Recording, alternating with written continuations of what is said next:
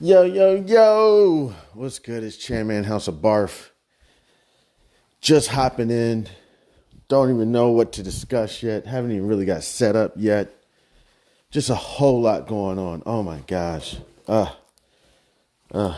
People, the banks keep calling. Car companies keep calling. I keep running up more debt. Getting more phone calls. I feel popular. I'm like, man, people keep calling me. Keep calling my phone. Won't leave me alone. Man, that's how it is, man. They just keep coming. So, as I stated yesterday, spent a lot of the day working on options. Just working on options. Working on conceptual. Like, what am I doing? What's going on? Where are these numbers coming from? I discussed this a little bit last night. Just what am I doing? And what am I trying to achieve? Okay, so already I messed up on multiple positions. Easily, I should have had a cover position, a cover call position for the JetBlues, the Paramounts, and was a little too nervous. You know, what if it goes up? You know what I'm saying? Oh, then my contract is going to lose money. But if I would have had that cover call position, it's very possible that I could have mitigated, could have lowered some of my losses. You know, so with everything going on, so I spent probably 4 hours yesterday just reviewing, trying to also get the numbers together. Like, and I got to work on the numbers again today. Because it's like, okay, this is where this number's coming from. Now, when you look at the screen, everything is already there. You know what I'm saying? So I'm kind of good at that. I'm kind of like, okay, this is what the contracts are going for. What are people kind of doing right now? Kind of good at that, but not good at like, where are they getting these numbers from? Why is it on the probability analysis? Is it between $18 and $11, and in the middle it's approximately about $14 or whatever. Like, where are they getting these numbers from? And yesterday I started realizing, like, over the last course of time or whatever, this stock has increased or decreased, about 4%. So, at whatever 4%, whatever it is, let's just say it's $4. Add it to the market price right now. That's 18. Subtract it from the market price, that's 10 or whatever. So then it's between 10 and 11. 10 and 18. And that gives you a lot of movement and whatnot. And also these contract prices. It's like we spent this much for this many contracts. We spent this much plus a few dollars for the commissions. And then, how much am I seeking? And get those orders in ASAP. Get those orders in ASAP. I need to work on stop just looking at that market, seeing what it's going to do. And then if it goes up enough, then I can go ahead and put a sell order in market or a limit order in. And then just take whatever I get. Kind of get ahead of it. I need to get this bread in. Got so many people calling. So that's another thing I'm probably going to work on, is possibly getting a loan. I also have legal issues going on, so I have legal fees and stuff I got to pay. Going through the process of ceasing and desisting the union. Got things you got to pay for that, and it's all crashing. Now everybody's just like, well, why don't you just sell the car, sell the house? It's very possible. I'm probably going to get ready to sell the car. It's very possible I'm going to get ready to sell the house. But if I can maintain it, creating content, hopefully, get listener support or advertisers or sponsors who want to sponsor this, then, that can help out a little bit, as well as if I can trade and get better at my trades, not be losing money and start gaining money, that's going to help out so much. And then also, brand new book coming out. Hopefully that can generate some revenue. Just a little bit of information on the new book. Please, if you can support, It's a book about financial literacy in the most, simplified way. Just a kid running a what we call Kool-Aid stand. So I can read this advertisement that I got out right now. I have to reach out to the publisher, see if they're okay with it, because it's very possible that they could have their own marketing team going. So we have Langston Manxton's Kool-Aid Stand Adventure by yours truly, Chan Man. It's coming late 2023. So hoping to have it out this school year. School starts end of August, mid-September. Okay, so hopefully kids will be in school, hopefully no more than a month before. I'm going to start trying to hit the schools now. Just say, hey, look, actually, I think I have a meeting. Crap. I got to check. I think I got a meeting. Come meet your school staff members and whatnot coming up soon. Let me check my calendar. So that may be a great day to go up there. Hey, nice to meet everybody. Blah, blah, blah, blah. Just to let you know that I am writing a book, and I could use a little support, so, let me see, just checking this calendar real quick. So, yeah, that's something I may be working on, going up there to, advertise this book, and definitely going to be giving out, free copies, to, things like schools, I'll let y'all know how it goes. I believe I have that meeting in just a couple of days. And I'll let y'all know how it goes. Try to go up there and give out free copies to the school, I'll give out a couple free copies to the hospitals, but also if it's very possible, they'd be more than willing to, purchase.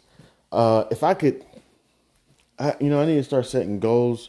I don't know. It'd be great to have, essentially I'm just collecting email addresses. So if you want, here, let me give you a little bit about this story. This is a short story. This is a little bit about the book that I'm writing. This is a short story of a young boy named Langston Manxton, his imaginary best friend Zonky, a pink elephant, and what fun they are having learning about money while running a Kool-Aid stand. Kool-Aid, it's just a drink stand. So get your pre-order copy now. I leave my email address in the description box, typically on the episodes. So please, all right now that I believe that I'm doing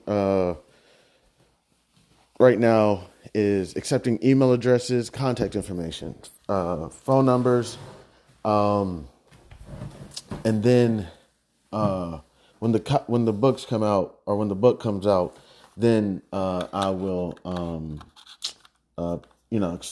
get the money, because I don't really want any issues with people sending their money in and then the book gets prolonged. It's not that the book is not coming out. It's just more so.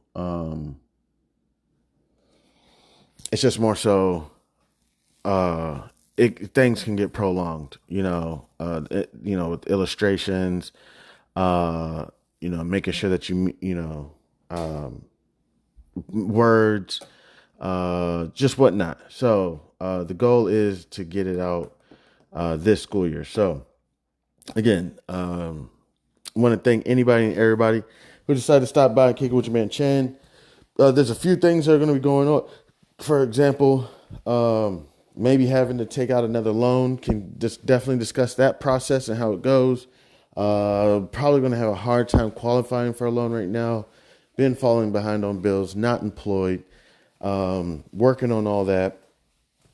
The support from, the partner is pretty much disseminated, not really receiving any support there.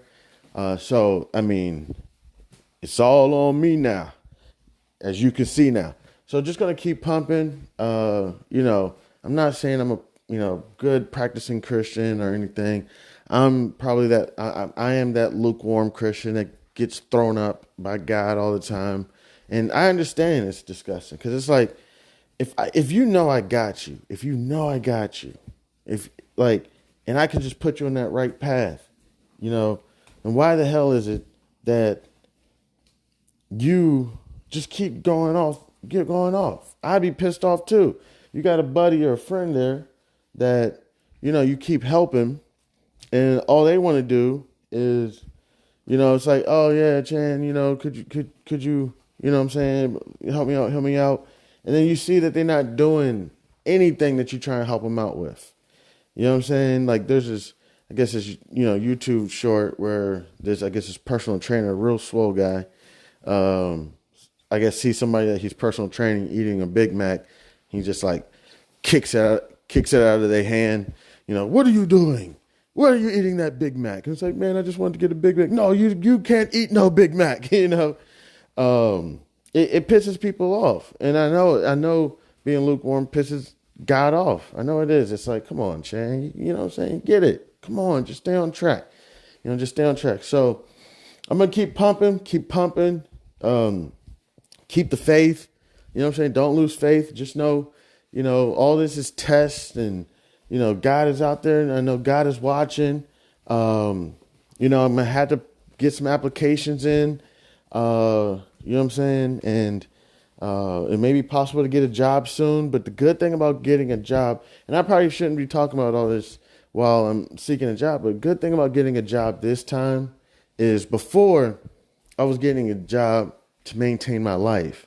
Hey, wife, I got a job. Hey, children, I got a job. Now we can pay bills and we can sit here and watch TV and live in air conditions and eat, you know, good food and blah, blah, blah. And how long did I plan on doing that? You know what I'm saying? Well, I was probably going to do it for a long time, you know, but this time going into a job, it's more like, okay, I'm getting this job, going to set a date. As I always say to my trap stars, which I don't want to encourage the trapping, but if you hop in the trap, you know what I'm saying? Like, I think it's more prevalent. I'm not saying exotic dancers are anywhere near trap stars, because exotic dancing is like legal, you know, it's not, let's not say exotic dancers. Let's say prostitution. Well, unless you're in the state of like Nevada or something. Not even Nevada, Las Vegas. I don't even think it's legal statewide. I think it's just legal in Las Vegas. But let's say prostitution. Prostitution is not legal a lot of places. So trapping and illegal prostitution, I would more say correlate or parallel, considering the fact that what goes on? You're always in and out of cars. You're always, you know, outside. Always, you know, head on a swivel. What's going on over there? You know. So I'd say those more correlate. And I think it's more, now I'm not saying they don't have geriatric, you know, solicitors. Just more so, I think it's more prevalent when, you know, if a lady starts getting a little bit older and older, it possibly comes to a conclusion that it's like, okay, you know, how much longer is she going to be able to be out there? Now, with a trap star, I think it's a little different. I think, you know, older guys or whatever, you know, older women in the trap think that they can keep going and going and going. As long as they're bringing in more money, as long as they're elevating their game. Now, if you're 40 years old and you're still, you know, kind of, I guess, nickel and diming it, then people will say, man, get your old ass out of here. But if you moved inside now you inside. You know what I'm saying? And, you know, there's this thing that Joe Santana said, you know, those bricks that you're getting with the stamps on it? Well, now meet the man who's stamping the bricks, you know? So now, if you're the guy stamping the bricks, now it's like, okay, that looks like, okay.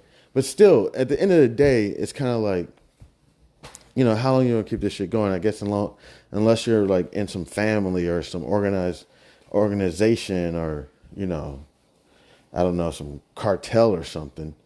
But eventually it comes to there's an expiration date for everything, So how long are you going to keep trapping? You know what I'm saying? And what I would say, okay, you're going to trap, don't recommend it, don't encourage it, but put a date on it. You know what I'm saying? Put a date on it. Just say, okay, you know, um, just until, we get the bills current. Just until I get through college. Just until my mom or my dad can find a job or something. Not encouraging it, seriously. But, to keep yourself safe and sound, because it's only a matter of time. It's only a matter of time. I'm not saying that the police are geniuses. One sec, I got a phone call I gotta take.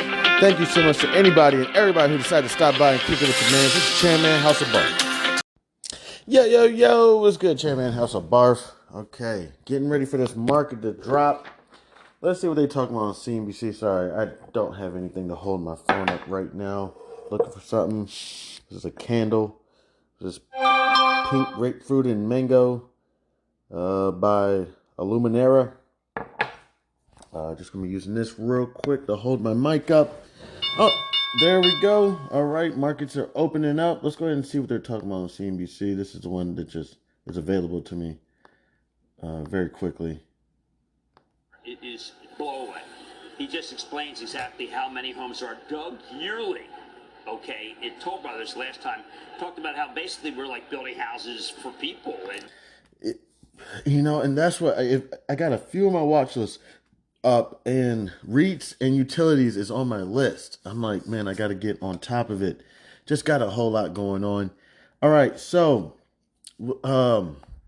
again, working conceptually, trying to understand what is it exactly that I'm trying to do and at what prices. So, for example, was messing around. The S&P. Oh, we got the opening bell right here. There we go.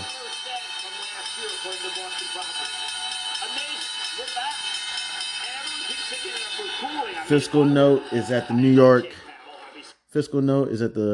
Stock Exchange, and I can't see that other company, VinFast.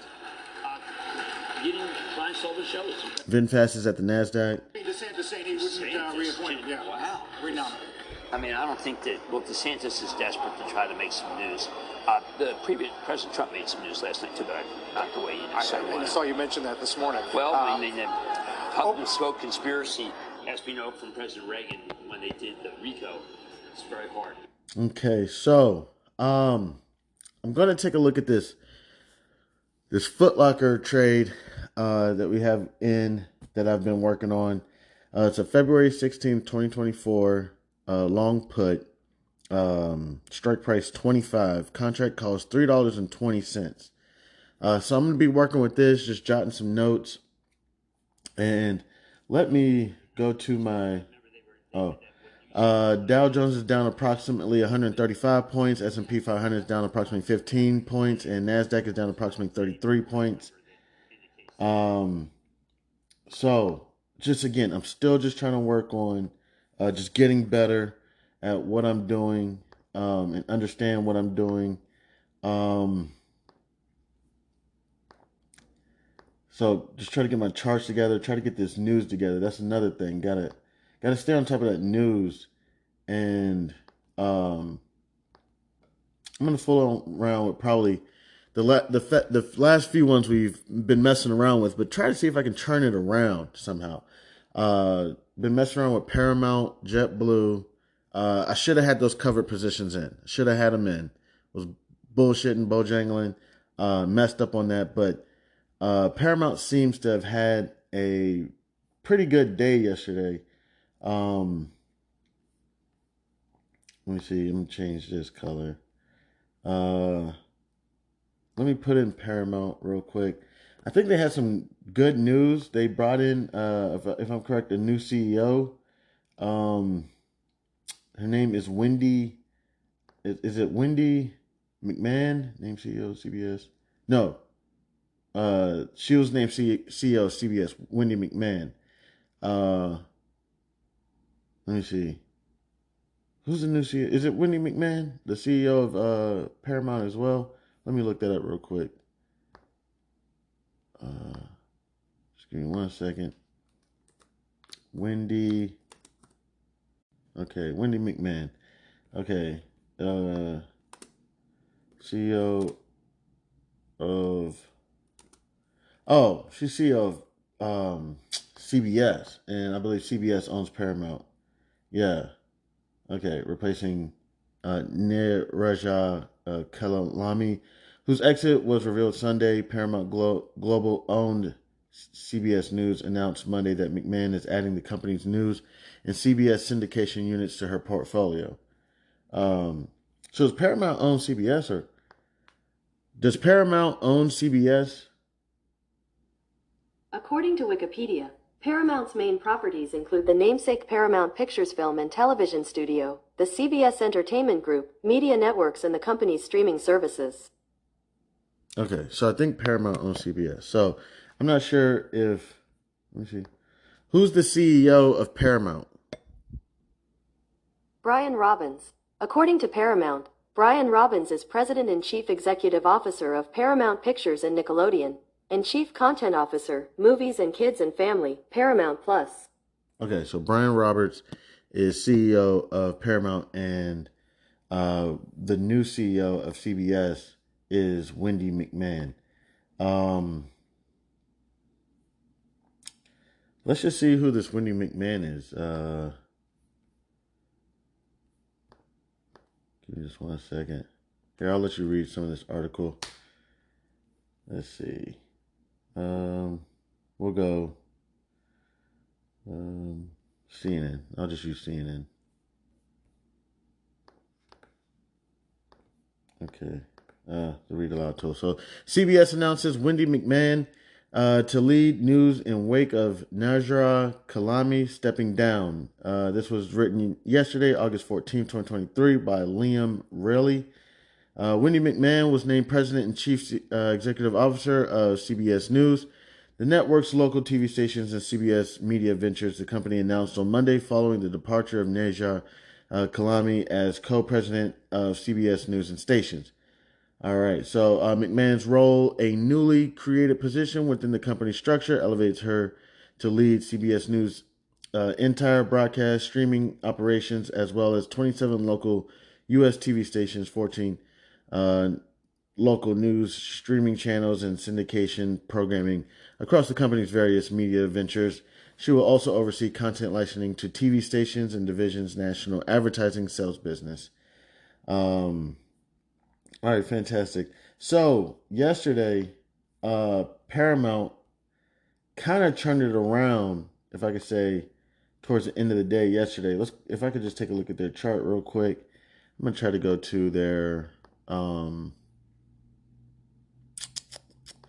let's see their, like 1 day. Where's their 1 day? Intraday, 1 day, and I'll just do like 30 minutes. Here, I want to go to yesterday. Sorry, I got to put these dates in. August, I'll do 14th, because it looked like the news dropped yesterday, to today, the 15th. And it's approximately 9:37 a.m. Eastern Standard Time. We'll just do the 1 hour. And, yeah, it looks like, let me see, around noon yesterday, it hit a low of about 14.61, and then it had some pretty good news. Did pretty well, got up to about $15.02, and then towards the end of the day had a little drop. But people probably took those capital gains. It was a nice, what was it? 1506, 1505. 1505 minus 1461. If people were able to get it at 14, that's 44 cents divided by what? 1461. It was a nice increase of probably about 3%. People probably took that and were like, all right, we're going to go ahead and get up out of here. So yeah, Pretty good day for them. We're gonna just keep working on these trades. And conceptually, I'm gonna try to get this information down in my head, and just keep trying to understand exactly what I'm doing and what I should be doing.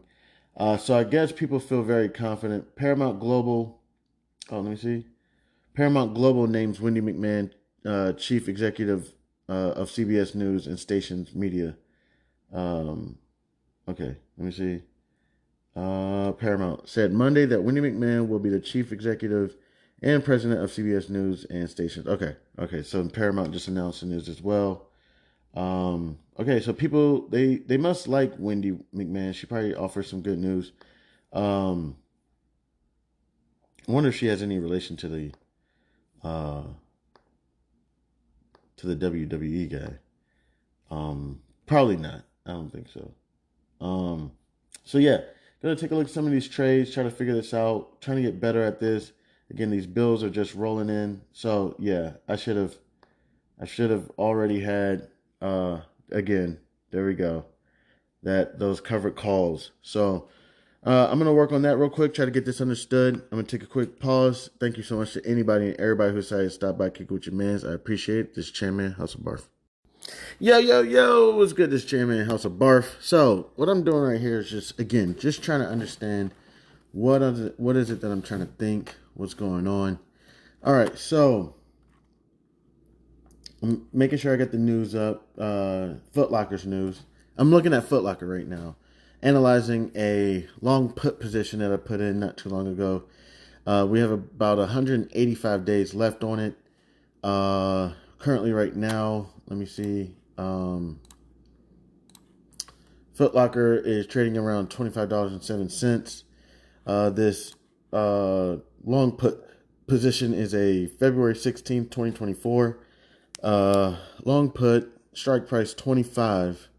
Trade price $3.20. Currently right now, the contract is trading at $3.40. I'm looking at put positions.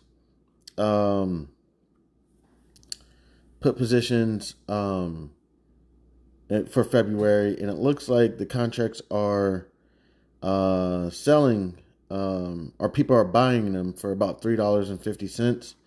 So I put in a sell limit for $3.50. But one thing I'm working on is understanding, what is it that I'm doing, what's going on. So I have this long put position, meaning that I'm bearish. And I'm just trying to take it slow. Just trying to take it slow.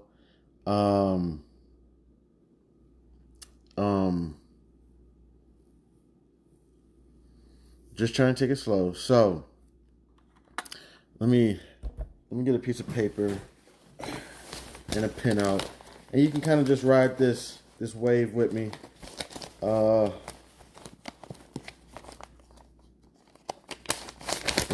I know a lot of y'all out there can just do this with ease. Not saying this is the best content in the world. Definitely not. But we're just going to ride this wave and just try to figure this out. Trying to look for a pen. Alright, so.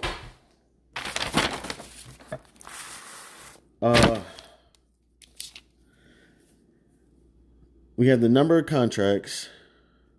Okay. And of course, times that by 100. Okay. So we have the number of contracts. And then the cost of the contracts were $3.20. So we'll take the number of contracts and times that by the premium. So, and then we have the value of how much it cost us. So in this trade, it's 3 contracts. So 3 times 100, 300 times $3.20. This costs us about $960. So I'm going to be trying to sell those 300 contracts at approximately $3.50. And so 300 times 350. Let me see. Actually, I think I can just times it by 30 cents. But I'll do 300 times 350 equals 1,050.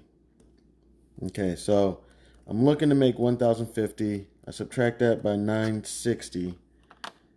And these are the numbers and stuff like this that I'm trying to... so I'm looking to make about $90 on this. So $90 divided by the initial investment, 960, is going to be about... There's no way. You see? There's no way it's... Is it 0.9? No. There's no way it's 9%. It can't be 10%. Or... I don't know. Okay, so the contracts are starting to drop. Let me see what the price is now. Where people are trading this at 340. Should have sold it at 340. I put in 350. But let me go ahead and... I'm gonna replace my order. I'm gonna change it to 340. So in that case, then should be making about 1,018, if I'm correct. Let's go ahead and send that. 1,018 minus 960. So then that brings me down to 1,018 minus 960. Brings me down to about $58. And then 58. Let me see if it's 58 divided by the 1018. Actually, that's probably more accurate. That's 1018. 5%. No, that seems a bit high.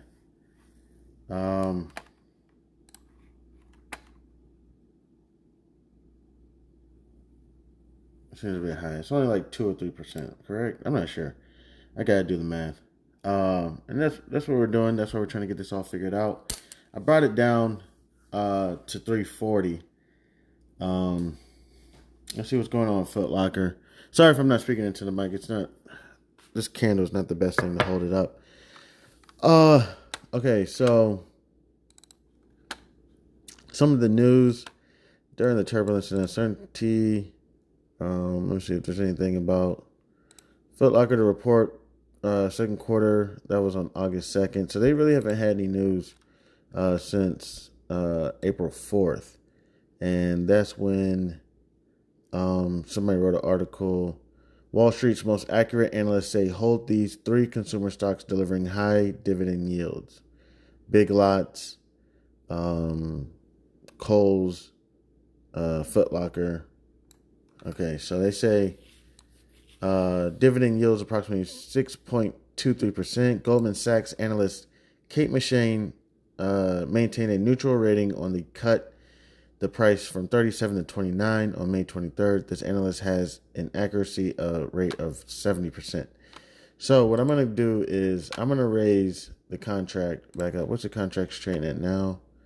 About 340. So I'm going to raise it back up unless it sells real quick. Because I put a sell limit at 340. I'm going to raise it up to about 350. You know what? Actually, let me get rid of that sell. What? Because I'm trying to think. What am I trying to do? Okay, you got to bear with me. So let's say we lose 1%. This is the part that I start getting confused on. This contract cost me $960. I'm currently up about 3%. Okay, so approximately up 3%. So it's up approximately $28. Let me see, $28, because I'm getting my percentage wrong. $28 divided by 960. Okay, all right, so yeah, my math is not wrong. It's approximately about 3%. Okay, cool. So let's do approximately 2%, 1.9%, times 960, and that's $18.24. Okay. Wow, this stuff moves fast. So what I'm gonna do is putting a trailing stop of 1%. And I'm kind of just working on using these order types. So if it drops down 1%, I'm going to just go ahead and take approximately 2%. The contracts, again, what are they trading at? About 340. So, man.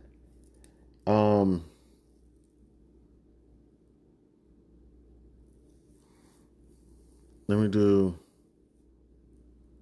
trailing stop limit.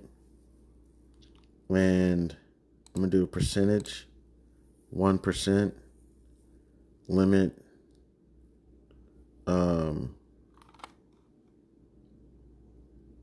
see, and that's what this is what I got to figure out, like, what contract price am I going to put it at? I guess if it hits 350, I guess I want to say if it hits 350, which the contracts are trading around 340, and we know middle of the day stuff starts dropping typically. I could be wrong. So if it hits 350, manual, let me see, mark. Let me see, limit.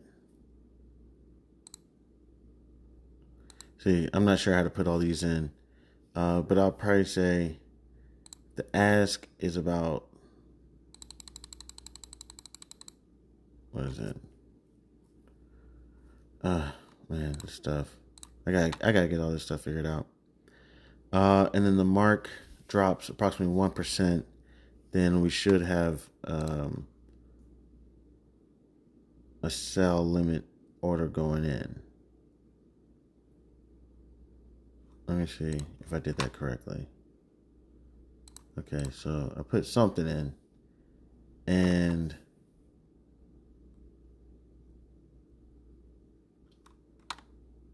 so it's saying that, goodness, I'm trying to figure this stuff out. So currently it's trading at approximately about $3.30. The price I got it at was about $3.35. So I put I believe it was a 1%. I want to make sure that's not a dollar. Yeah, not a dollar. Not if it loses a dollar. I meant to say 1% at 350. So I'm trying to figure this all out. I'm putting in a trailing stop limit order. Okay. So it should be $1,000.48, and then minus 960. Where's the contracts trading at? About 340. So 1,048 minus 960 equals about $88. Okay, so it's dropping. It's trading at about 335 now. So it's saying that from what I believe I'm getting is, if it hits 350, which is not at 350, it's at 335. Basically, don't sell anything less than 350. Let me go back. I'm gonna change that to don't sell anything less than 340. Once it hits 340, because it looks like the contracts, the February 16, 2024 contracts, strike price 25, are trading about 340. So once it hits 340, the reason why I want to put this trailing stop order in is, and I'm using manual 340 limit and mark price 1%. So I'm gonna go ahead and submit that, and then that should be about 1,020. So if it sells at 1,020, I'm gonna send that order off. Okay, cancel that last order. So I'll say, so if it hits 340 and it drops 1%, then it should sell around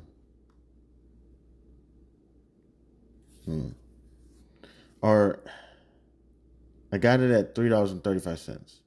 If it hits $2.40, it's going to trigger, but it's not going to sell, and it's not going to sell till approximately it hits 340. So All right. So if it hits at 340 and sells approximately 1,020, which is $3.40 times how many contracts? 300 is 1,020. Okay. Now 1,020 minus the initial investment, which is about $960. That's going to be about $60. Okay, so we can make about $60 on this. Now the good news is, this trailing stop fluctuates with the market. So if it goes past 340, for example, and it hits like 350, then the stop is going to change with it, and it's going to, it's going to keep moving with it. And that's kind of what I want. I don't think I can put anything less than 1%. Let me again take a look at these contracts. Contracts are again trading for about $3.40. I saw them at $3.50. Making sure I did this stuff correctly. This stuff, it can get kind of a little bit confusing for me. But I'm just taking my time figuring it all out. Democracy Now! It's notifying me what's going on. Jury charges Trump and 18 conspirators with racketeering. Ooh, that's not good. I'm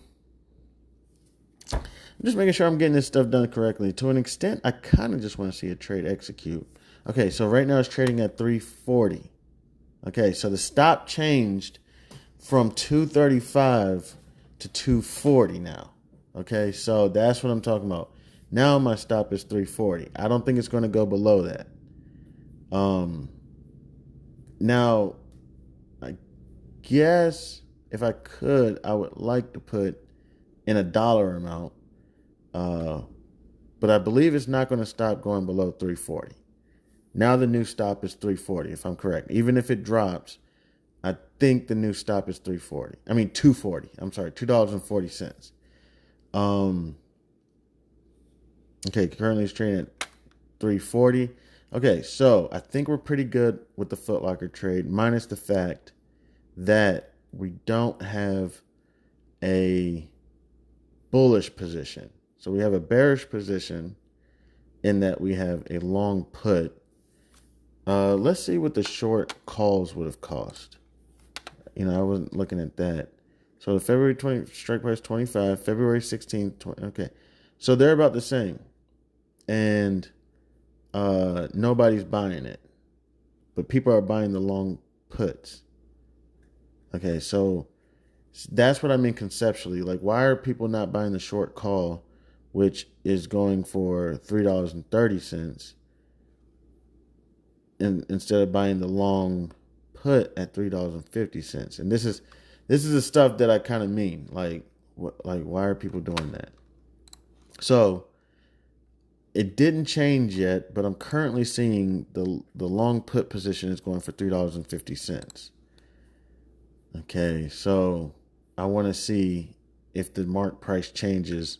That should change my stop to $2.50 now. And what I'm thinking is setting a trailing stop at $3.50.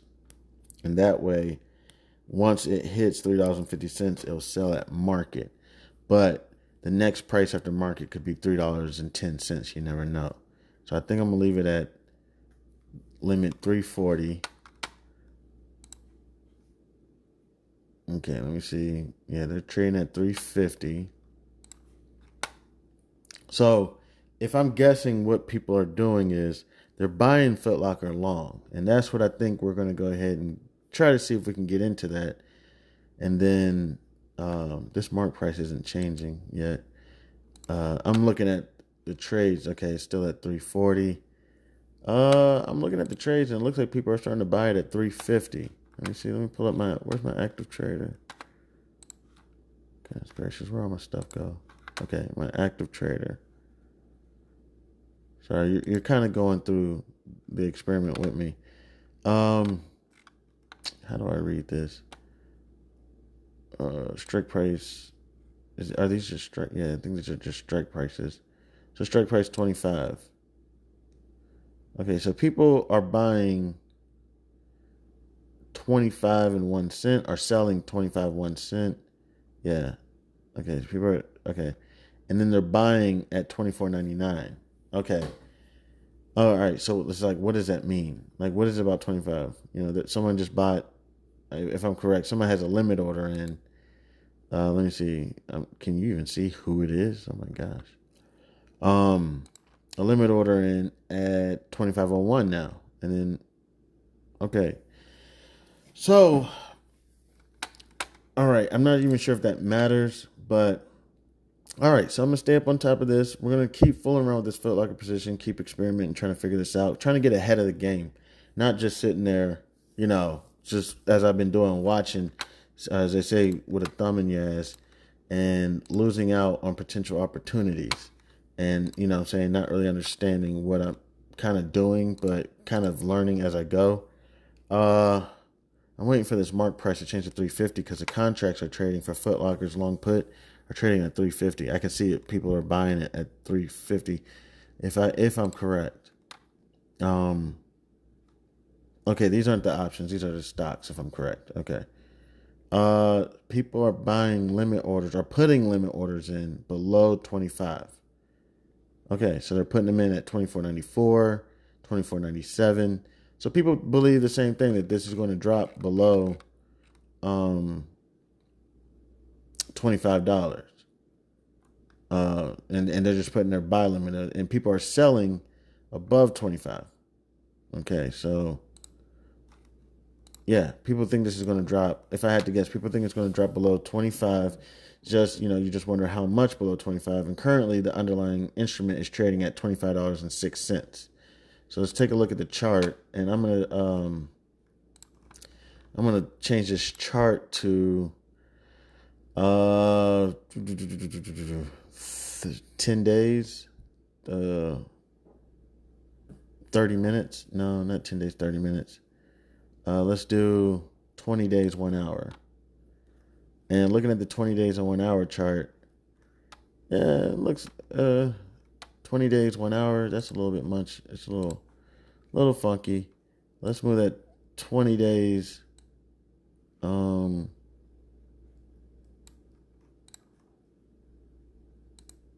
12 hours. Let's do like 20 days, 24 hours. So that, you know, that should be 24. Can I put 24 hours? Oh, why is it not letting me put 24 hours? Sorry, it's not allowing me to put 24 hours. Like, come on. All right, I'll put 12 then. It's allowing me to put 12. So I'll put 12. And that should give me 24 candlesticks. And yeah, it's all over the place. I mean, it's not that crazy, but it hit 26, and then the low is 24. So let's take real quick. This is stuff I'm trying to work on real quick. Let's take 26.89 minus 24.91. That's $1.98, and divide that.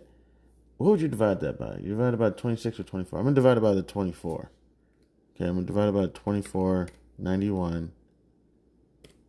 That's about 8%. So there's an 8% increase. So we would want to, what is it currently trading at? 25.07. So 25.07 times 0.08. So it could go up to about 27, or it could drop. I'm sorry. Let me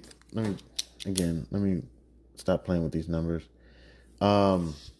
Could go up to about 25.17, or let's say 24.91 minus $1.98, or not minus $1.98, 24.91 times, what is it, about 8%, or it could go down to so it was $1.99 or 98. It was close. 24.91 subtract 198. So that it could go anywhere between about 22.93 and 25. 19, just approximately. So I'm gonna go to the probability analysis tool, and let's just the farthest it goes out is, oh no, here it is. What is this? Foot Locker? Yeah, February. Here we go. 24, 2024. Okay, so let's see where's the 50-50 point.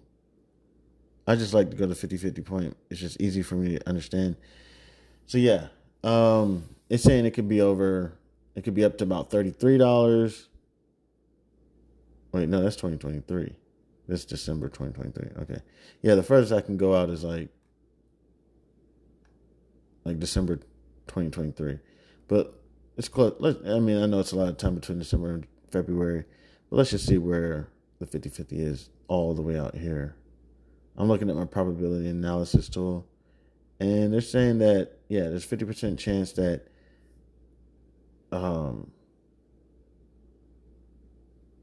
it could be in the money.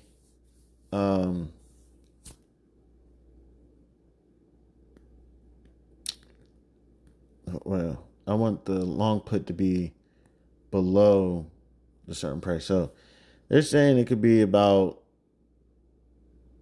somewhere, it's a 50% chance it could be above $23, 50% chance it could be below. All the way down to, I don't know, what is that, like $15? But the chart only goes to December.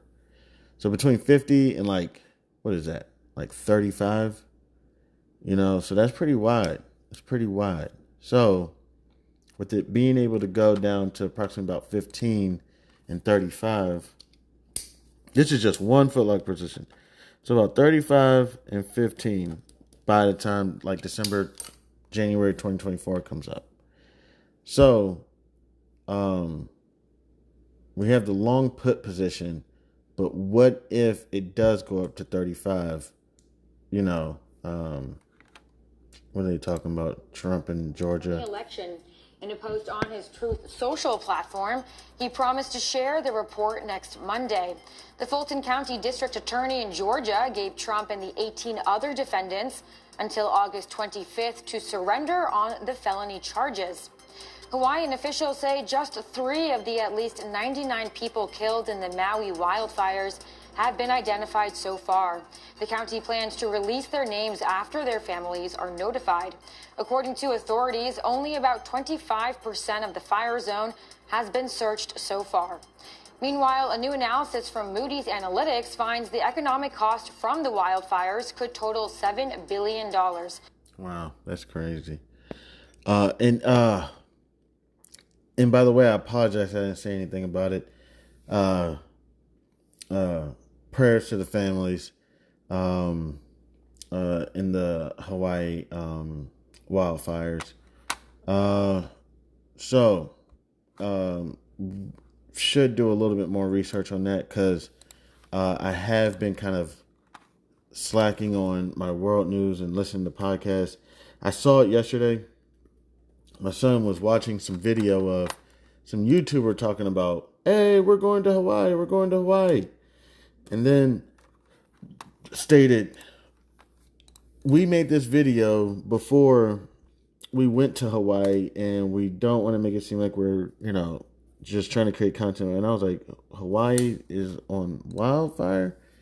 And just want to say, that's when I found out about it. You know what I'm saying? I was like, Hawaii's on fire? Because they had a little segment that they edited, and they were like, we're sorry, we're not trying to be disrespectful to Hawaii or anything. We made this YouTube content before the Hawaii wildfires. We plan on donating to the Hawaii wildfire. I was like, so is Hawaii on fire right now? And yeah, even my little son, the one I was watching, was like, yeah, Hawaii. And I was like, what? How long? And I guess it's been a couple days so far. Today is August 15, 2023. I'm looking at the Washington Post. Hawaii faces scrutiny for not cutting power to reduce fire risk. Okay, that was 2 days ago. Yeah, it looks like it's in Maui. As far as I can see, Lahaina, Kaleli, and upcountry Maui. Thousands of residents have been evacuated. This is HawaiiTouristAuthority.org. The wildfires are now contained. The death totals are rising, and it looks like it's rose to about 99. And I've been listening to this guy, Paul Rosalie or something, and just talking about these fires, and just how much, how much of this goes on and how much we can contribute by helping. He says some of these wildfires are created on purpose by miners. So I'm just trying to figure out everything that's going on with that. Real quick, that's why I really feel bad sometimes for the news, because it's like you're kind of like, wish there was more I could do. I'll try to figure out something I can do. It's like you address the issue, but what happens, you can just kind of turn it off. Looks like the Dow Jones, though, is down approximately 328 points. The S&P 500 is down approximately 44.82 points. NASDAQ is down approximately 144 points. That's approximately 1% for the NASDAQ, 1% for the S&P 500, and approximately 1% for the Dow Jones. Currently, it's approximately 10:36 a.m. Eastern Standard Time, August 15th, 2023. All right, so we're taking a look at that Foot Locker position. We put in a trailing stop order once it hits 350, which is still trading at 350. Nobody just wants to put in the mark price, but there can be a delay. See if there's anything else. And then we're going to come back. I'm going to take a quick pause. Probably get a slice of this leftover pizza. Retailers are not doing well right now. Walmart, Target, Home Depot is doing okay. Lowe's, Kohl's. Let me write these down. WMT, I think that's TGT. Home Depot, HD. Lowe's, I don't know. And Kohl's, I don't know. Man, there's still a Kohl's out here, man. I'm like, for real, people still be going in joints. I haven't been since I was little. So shout out to anybody and everybody who decided to stop by, kick it with your man Chan. Getting this all figured out. Not an expert. Just trying to educate myself and understand this stuff more thoroughly. So we have a bearish position, but we also have to consider, let's just say, come February, Foot Locker shoots up to 35. We want to make sure that we prevent ourselves from that. But also, it could shoot down to, I think it was like $15. So we have the put position for that. But let's see if we can come back and put a bullish position in and just understand what we're going through, our gains and our losses, and whatever it is that we got to understand. So again, I want to thank anybody and everybody who decided to stop by and kick it with your man Chan. I appreciate it. I'm Chan Man. This is House of Barf. Yo, what's good? It's Chan Man, House of Barf. Thank you so much to anybody and everybody who decided to come kick it with your man Chan. Please, if you get the opportunity, go ahead and follow me on Spotify as well. I got a book coming out soon. Please go ahead, send me your information, your contact information, your phone number. I'm about to be email marketing people, just spamming them. Got a book coming out soon by I have to say it, a black author, which is outrageous because in 30 years, I could be called something else. They'll be calling me, I don't know what here, let me try to explain for people who are like, what are you talking about? Which I know a majority of y'all already know. What are the different categories black people have been named in the past? Didn't even say it. Afro-Americans, African-Americans, Black Americans, the American Negro. You know what I'm saying? So it's like, and I wish I had the dates of these. Afro-American was used between 1960 and the 1990s. Previously, yeah. And, yeah, it's just so many names that, people have been named and called. And you just get curious of like, what am I going to be called next? I've always kind of told people, I know people hate this shit. I've told people, I categorize myself as red. Like if you look, I mean, some people would say, but sometimes I'm just sitting there and people are like, I see it. I won't be paying attention. I'm like, what are you talking about? They'll be like, I see it now. You're just sitting there right now and you look red. And I'd be like, yo, you see it. Like this is how I see myself. I see myself, it's like a brick red, So I never really, saw myself as like black or, so what somebody else has said, you have a yellowish undertone. So, you know what I'm saying? So you see the brick red, but we can see like the yellowish undertone. And it's like, okay. So, I've never have considered myself black. As far as African American, look, I'm saying everybody in that case should be calling themselves African American. Because supposedly the oldest skeleton, we got to get back to this market.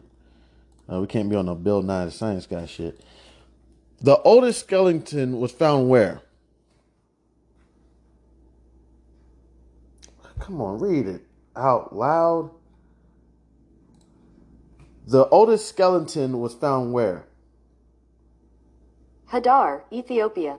According to Nature, Lucy, a 3.2 million year old fossil skeleton of a human ancestor, was discovered in 1974 in Hadar, Ethiopia. The fossil locality at Hadar where the pieces of Lucy's skeleton were discovered is known to scientists as Afar Locality 288 AL. I don't know what all that means, but essentially, they're saying that humankind, was at least first founded in Africa. I think there was the original world was all one continent. What is Pangea? According to Wikipedia, Pangea was a supercontinent that existed during the late Paleozoic and early Mesozoic eras. Okay. And I believe when all the countries were together, what was that country called? According to USGS.gov, they all existed as a single continent called Pangea. Pangea first began to be torn apart when a three-pronged fissure grew between Africa, South America, and North America. So right there, you know what I'm saying? Like, if people want to say African American, then we all should just be called African Americans.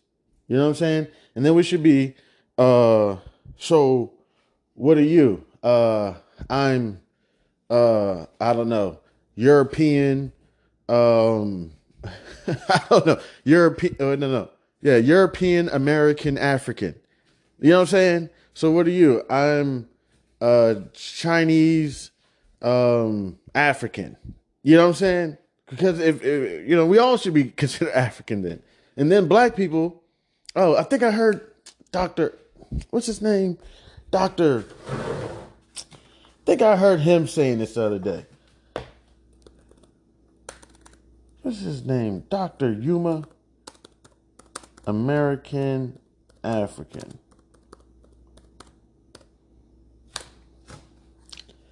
Let me see. I think I heard him say. Let me give me just 1 second. Here we go.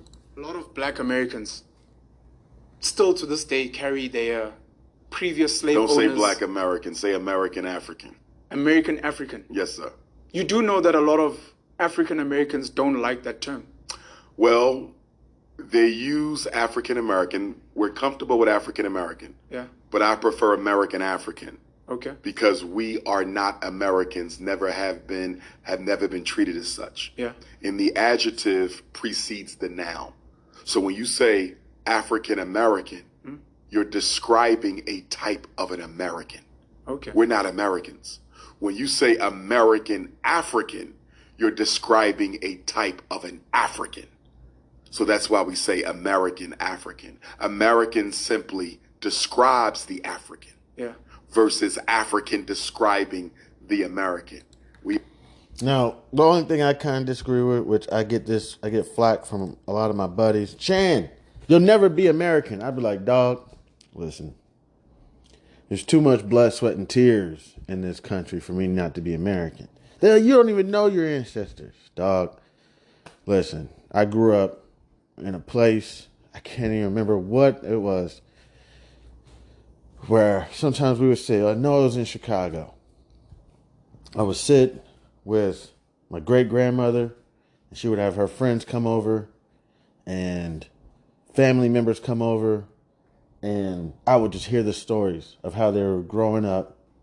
I can't remember all the names. You know Jay, you know Slay, you know Clay, you know Nancy, whatever it is. You know what I'm saying? You hear all the names. Yeah, you know she was a dean for such and such university. You know how it all started. You know, such and such used to be a servant for such and such. So, I mean, no one can tell me that I'm not American. You can say what you want to say, whatever. Blue-blooded American. I know people say red-blooded. Say I'm blue-blooded because I'm deep in this shit. This is my country. I would fight for it. I would die for it. I'm not saying that I have ownership over it. I mean, I seen the movie with, I can't remember, Matt Damon. You know, I think he was a CIA agent. I can't remember. And he said, let me see if I can find it. All right, here we go. Let me ask you something. We Italians, This is The Good Shepherd, 2006. we got our families and we got the church. The Irish, they have the homeland. The Jews, their tradition. Even the niggers, they got their music. What about you people, Mr. Carlson? What do you have? The United States of America. The rest of you are just visiting. That I know a bunch of people got excited off that one. But hell nah. Far from a visitor.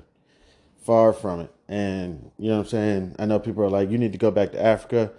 Definitely gonna check Africa out. Shit. Probably if I got the opportunity and I hung out with the right people, probably would even buy real estate. You know what I'm saying? People say you gotta get out of America. America can be on some bullshit. You know what I'm saying? But, you know what I'm saying? It's where I'm from. I'm not even just from anywhere out here in America. I'm from the heart of the United States. I'm from Kansas. You know what I'm saying? So, like, you know,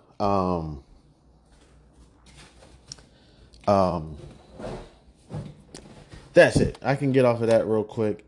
So we still got some other trades that we need to work on. Okay, so the contracts are now trading at 335. And again, my stop did not change from 240. Okay, so that's a good thing. And the limit is 340. So if it hits 340 and it goes below 340, it's not going to sell below 340. It's going to at least sell at 340 or the next best price.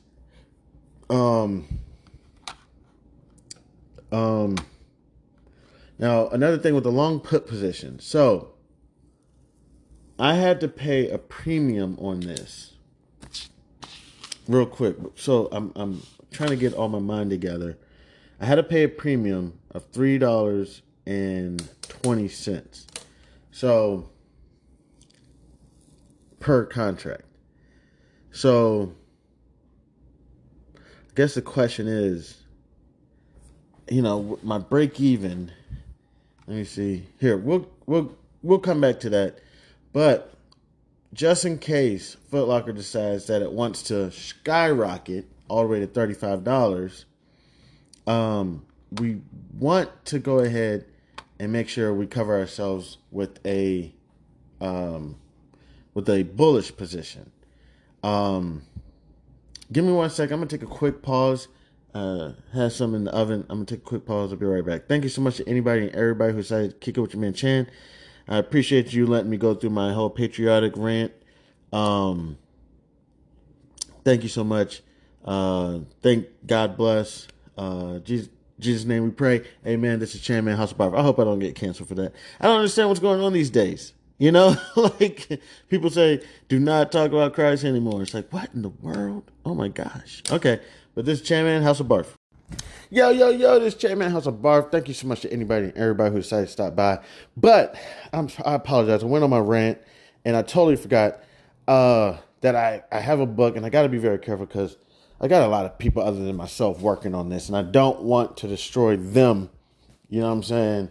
Because they working hard, and Chan Man wants to say some dumb shit out of his mouth and end up messing it up for everybody, losing, all these potential customers. But yes, there is. So the podcast, please support, listener support. Can use all the assistance I can get. I got so many bills out the wazoo, and I'm trying to get them taken care of, at least just to maintain. I got a wonderful family. Even my estranged spouse, believe it or not, as much she is trying to demolish me. And I don't want to keep slandering her name or anything, but she's the shit when she's cool as fuck. You know what I'm saying? But when she's not, she's not. And she's trying to destroy everything around me. But I got a cool ass family, and she's going on living her life. I'm not trying to be, but even yesterday, kicking it with my little man. You know what I'm saying? And he knows a lot that I'm going through. He sees it, and he sees how many people love to go around. That Chan, you're a loser. You're a bum. You look like a bum. You know what I'm saying? You look like Samuel L. Jackson from Black Snake Moan. You look like Red Fox. Let me make sure I'm saying the right one.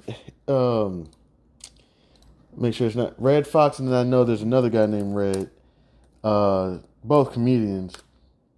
Yeah, Red Fox. I look like I keep getting this stuff. Nobody likes you. Blah blah blah blah blah blah blah. I get this stuff all the time, chewing me out. My butt got more gauze on it from all the bites. People just chewing my ass out. So kicking it with my little man, and. You know what I'm saying?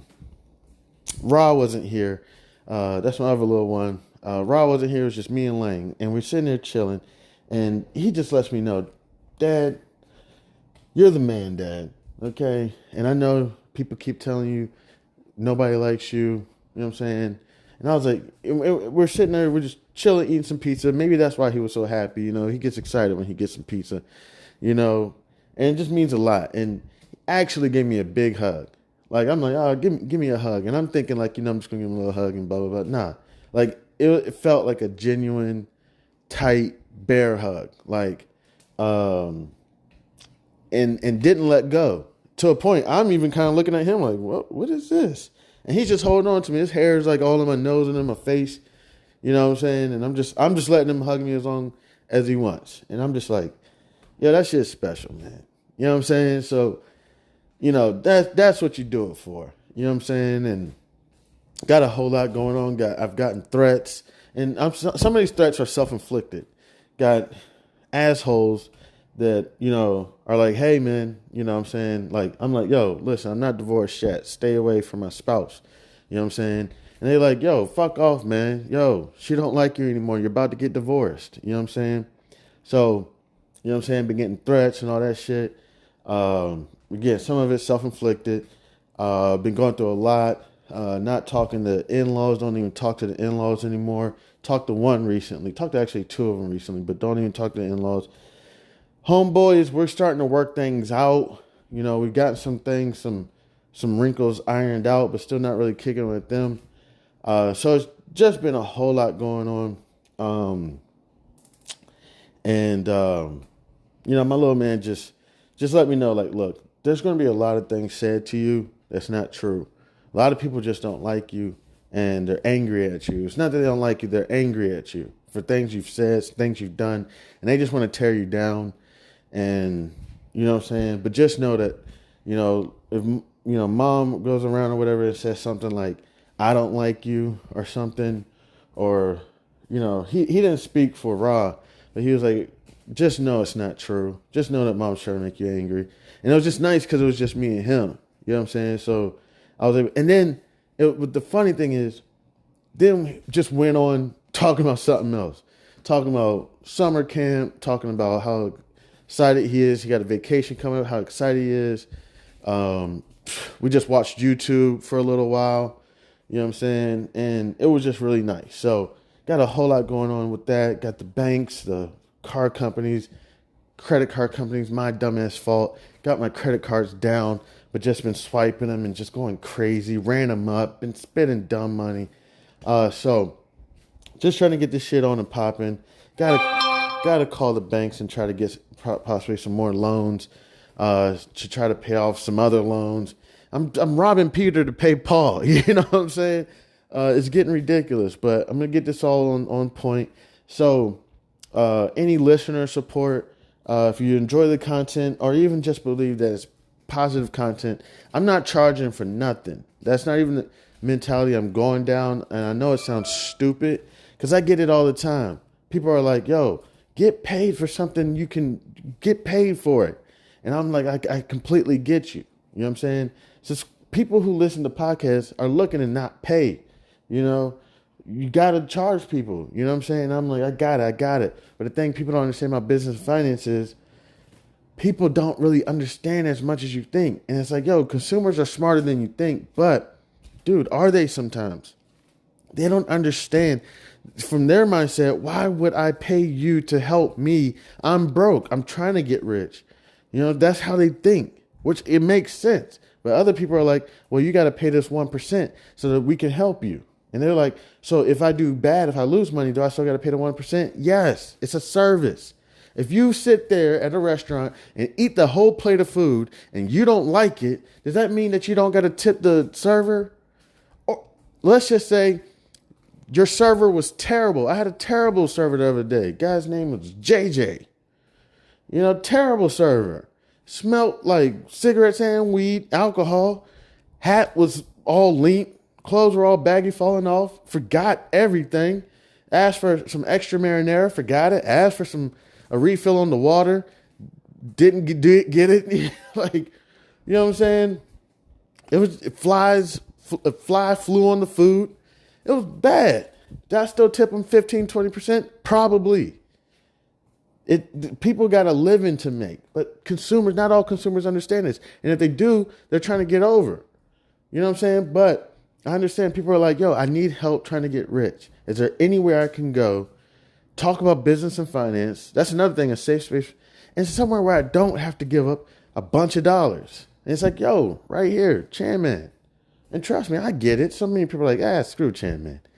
You know what I'm saying? Wasn't he riff-raff and now he's trying to turn shit around? I'm still riff-raff. Still a ragamuffin.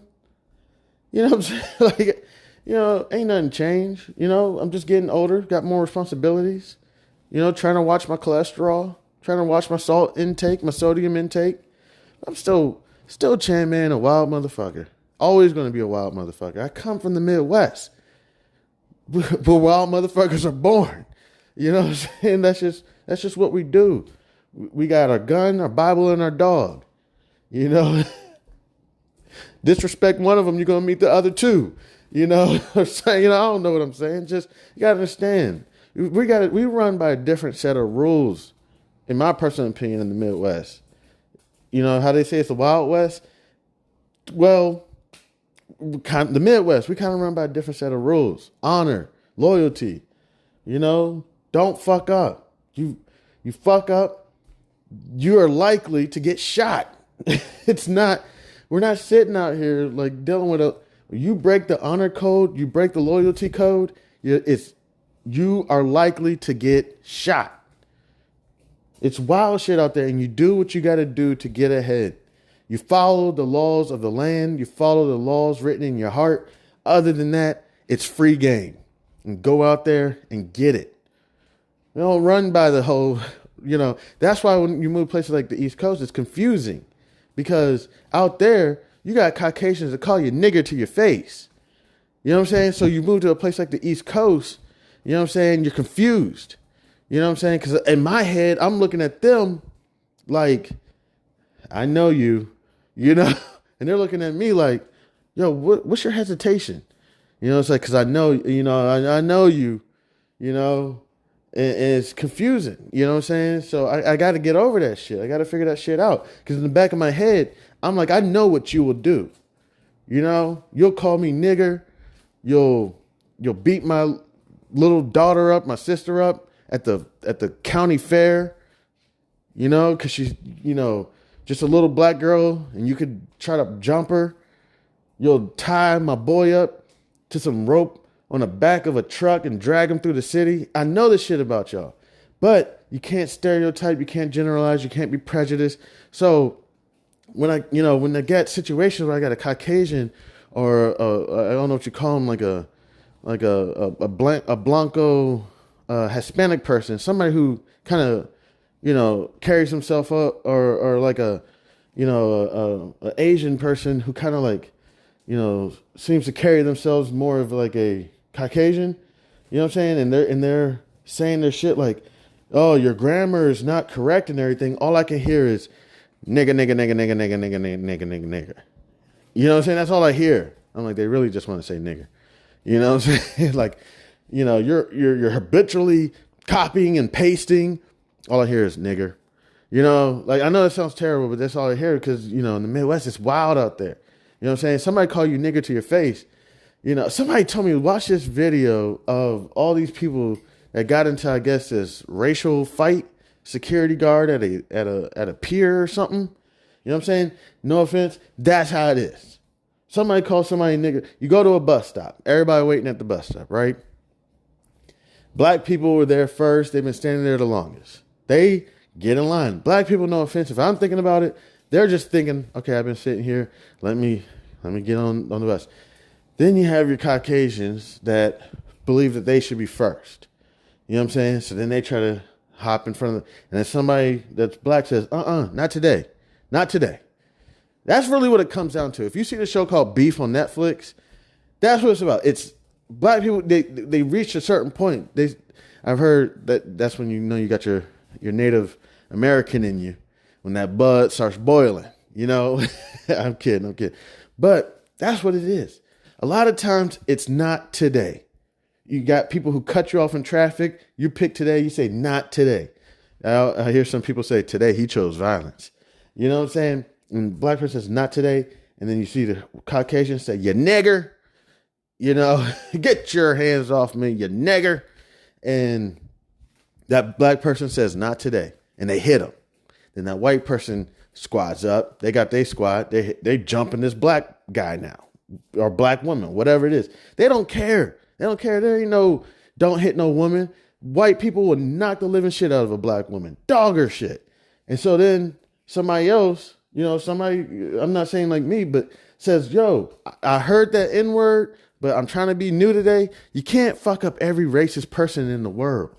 You know what I'm saying? If you think you're going to go around fucking up every racist person in the world, you got a lot of, so sometimes you can get to a point of like, okay, they dropped the N-bomb, let them go. But when they start getting physical, then you're like, oh, hell no, they ain't going to just hit that lady like that. Then you're going to knock their ass out. Then you got all this shit going on just because grown ass people can't wait in a line together. You know what I'm saying? So that's more so stuff that, got to work on, got to get over myself as well. And understand sometimes if somebody's sitting there saying, hey, your grammar and your communication, your verbal communication is not up to par, it's not professional. Professional for me sometimes sounds like a code word for it's not white enough, and I could be wrong. It's not Caucasian enough. I'm going to get my fucking show. That's why nobody listens to this shit. Because they're like, you know what? He's just some white basher. Nah, not at all. Not at all. If I told you, King Kumbaya, but going back to the book. I'm not all on topic about the book. So they're going to say it's a black author. You know what I'm saying? So that's what it's going to be, a black author talking about financial literacy.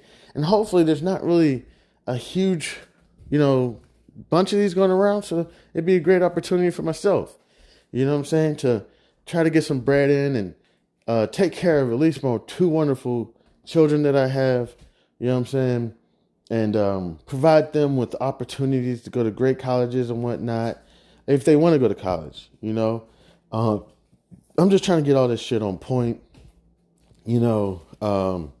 Got people trying to rob me, not rob me, like stick them up. You know what I'm saying? Gosh, people just trying to sell my house. I'm trying to hold on. It's a whole lot. I'm at a point where I'm thinking about just giving up and just selling it. You know what I'm saying? Just being like, you know what, go ahead, sell it. Just get the bread, pay all the taxes on it, because I'm probably not going to end up in another house. With everything going on, credit scores getting shot, savings accounts getting shot. So how the hell am I going to get into another house? So I'm going to be sitting on that bread, and I'm going to have to pay 40% capital gains tax on it when all this was just unnecessary because of a few mistakes made between some grown people. But yeah. So you want to support, please support the book. I've given up my email information. It is c287gph@gmail.com. And please just send your contact information. Right now, we're just accepting donations. We're not even accepting money right now. We're accepting contact information. And we're going to try to I'm going to try to scale up. People always tell me, scale up. I was listening to this guy named Robert, I can't remember his name, Wright, black billionaire or whatever. Scale up. Scale up. Like, for example, I say I want to at least get possibly 1,000 pre-orders. Like, not even 1,000 pre-orders, 1,000 emails and 1,000 phone numbers, right? If I could hear somebody say scale up, go for 10,000. Scale up, And then when the book gets a published date, I'll have 10,000 phone numbers to call. And if you have 10,000 phone numbers to call, how many of those people you think are going to buy a book? Compared to if you get 1,000 phone numbers and you call 1,000 people, how many of those people you think are going to buy a book? So scaling up, that's what I'm going to try to work on. Computer's about to die. So I'm going to work on that. Sometimes I go on my little tangents, but we're going to get back to this market. Just give me a second. Thank you so much to anybody and everybody who decided to stop by and kick it with your man's Chan. I appreciate it. I'm Chairman. This is House of Barf.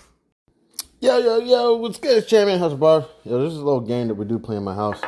Well, we used to. Drink every time Chairman talks about the Midwest. I'm just sipping on Pepsi right now. If you heard, we got some pizza yesterday. And then I bought a 2-liter of some Pepsi. Did some old shit. This shit, back in the day shit. Okay. What we got going on today? Okay, so we were taking a look. And seriously. If anybody, seriously, I just want to say, thinks that any of the comments I make are offensive or racist or sexist or classist or anything, I apologize. That's not my intentions at all. Sometimes I'm just thinking I'm stating it as I see it. And sometimes I feel like it can come off as like, I hope it's not like, bash whitey. Because I'm not about bashing anybody. I grew up around gay bashing. Again, in the Midwest. Drink every time Chairman talks about the Midwest. So I'm taking a sip of my Pepsi. There was this thing when I was growing up called gay bashing. And what it was is if you saw a gay person, people would go just start hitting on them and whatnot. Wasn't cool. It wasn't cool. At the time, when I was a little kid, and some people, they're like, they're smarter than me, a lot smarter than me. They knew it was wrong when we were kids. Me, I was just like, oh yeah, I don't know. They're hitting on that kid because he's gay or something, like I'm not thinking about it in my head, same, they'll do the same thing to blacks. You're in the wrong. They'll do the same thing to Muslims. Seriously. So I guess I never really thought about it, but now as I got older, I was like, man, that wasn't cool, man. Like, we should have helped those gay boys out. And it's not, I've never had anything against, gays or whatever. I promise, I had a gay friend probably when I was way back in like 2nd, 3rd grade. He looked like, he looked like Lance from, what is that, NSYNC or Backstreet Boy? I think it's NSYNC. Promise, this was about like 2nd, 3rd grade. Then I did hurt one of my gay friends' feelings, and I'm not proud about it, and I don't even want to repeat it. It was my buddy. Everybody would. I don't think we ever called it to his face, but all my buddies would be like, "Oh, you about to go hang out with Fat Tony?" That's what we would call him, Fat Tony. I love that guy, Fat Tony. But one day, just chilling, and he told me he was gay. Actually, we were sitting down eating lunch, and he told me he was gay. This is when I hung out with Fat Tony, and I guess everybody knew he was gay except me. I just thought he was a really cool ass motherfucker. They were like, "Don't you think it's funny that all his friends are girls? Like, you know how you got like a guy that has a lot of girlfriends, but Fat Tony, all his friends are girls, and you, you know." I'm like, huh? And seriously, I didn't even holler at all the girls. They were just cool as shit too. They were, you know, I don't know. We used to just be chilling. This story really bothers me. Shit, I offended probably 3 of my friends, gay friends, at this time. Oh, I know they hate me for it. And Fat Tony told me that he was gay. And I said, "Man, stop playing, man. I'll beat your ass." You know what I'm saying? And he was just like, and I'm just like, yo. You know, I saw his reaction. I was like, yo, why are you acting like that? I'm thinking, like, you know, he's messing around. And he got mad and he didn't talk to me for a while. Like a while, meaning like, I don't know, a few days or something. I hung out with this guy. Like, we chilled at the lockers together and everything. And didn't talk to me for a few days. And then one day we talking, and then that's when he told me. He was like, yo, you really hurt my feelings, man. And did some crazy shit. So I'm like, Tony, man, listen, I don't care that you're gay. You know, my bad. You know, I was just being an asshole. I was like, Tony, come here, give me a hug and a kiss. So, you know, Chan, I'm just being stupid. So I get a guy a kiss, like, on his cheek, right? You know, just being stupid. It's just, Tony, get over here, give me a hug. And I give him, like, a kiss, like, on his cheek or something. Well, guess what? Bunch of people see this. And now there's this rumor that went around. We heard Chan Man was kissing Fat Tony or whatever. His name wasn't Fat Tony, but that was a joke that my buddies would crack. But, oh, Chan's about to go hang out with Fat Tony. And that went around. Chan, I heard you messing around with guys now. Like, nah, dog, stop it. Stop it. Stop it. It's not true at all. It was, I had a couple, But, yeah, besides that, like, everybody knows, I don't think it's necessary to have a bunch of Patrick Mahomes or Drakes running around. I don't think that's necessary. But what I do think is necessary is that we can acknowledge all of our different cultures.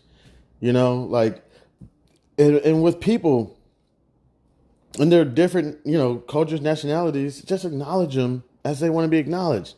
And I know what people are going to say. Well, then if I identify as a lamp, it's like, look, at my next job, I'm going to identify as the chief executive officer. You know, all right, I'm kidding. But, you know, if that's how people want to be acknowledged, like, I don't want to be acknowledged as, I don't know, 3/4 citizen, or as, I don't know what else it would, you know, or as a woman. No, the thing about a woman, you know, that, it's like, yo, my mom is a huge part of my life. You know what I'm saying? So it doesn't, if you want to call me sissy or feminine or whatever, I don't give a shit. You know what I'm saying? Like, I'm not a daddy's boy or mama's boy at all. You know, I'm a mom and dad boy. You know what I'm saying? Like, so, you know, these guys want to go around being the most masculine men of the masculine men. That shit doesn't bother me. I don't give a fuck about all that. You know what I'm saying? And I'm not trying to promote violence or anything, but if it has to come down to it, then, you know, it has to come down to it. And may the best man win. Shit, I've gotten my ass kicked by a gay person before.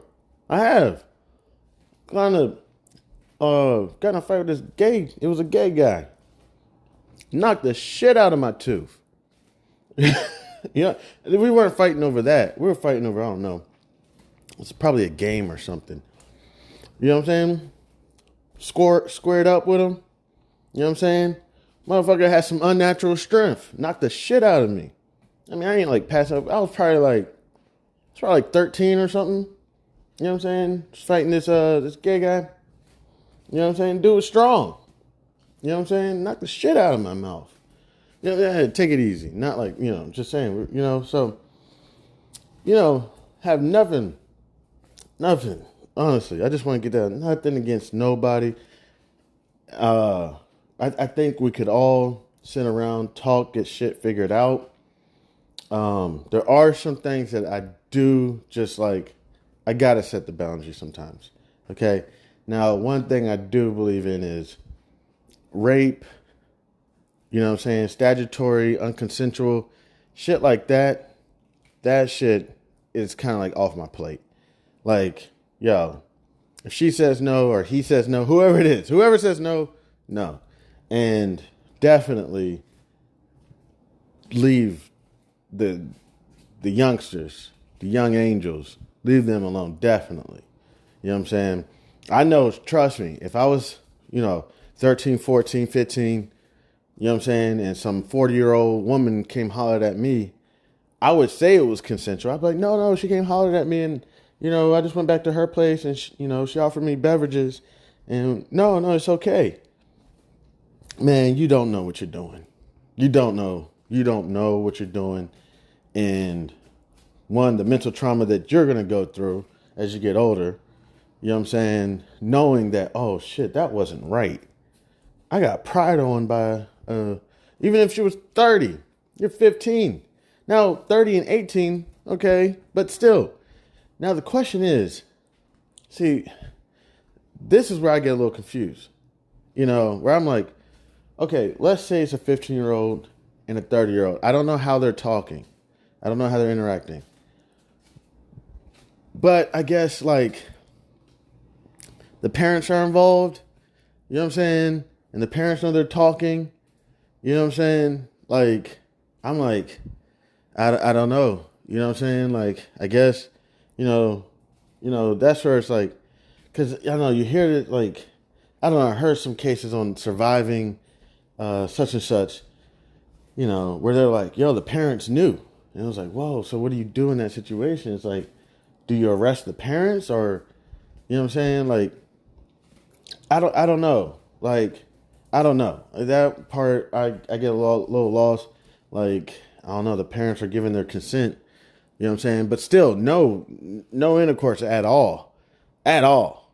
No, but like if we're starting to set it up, where it's like when she turns 18, she's going to marry this man, or when he turns 18, he's going to marry this woman, or whatever it is. You know what I'm saying? That I'm kind of like, I don't know if like, and also, what if it's like, I don't know, I'm just being wild now. What if it's like some prince of, Serbia or Saudi Arabia or something, and like, now me, I'm like, no, you're not getting anywhere near my children, like at all. No, you can wait until, not even when she's 18. You're going to wait till she's like 20 something, at least drinking age.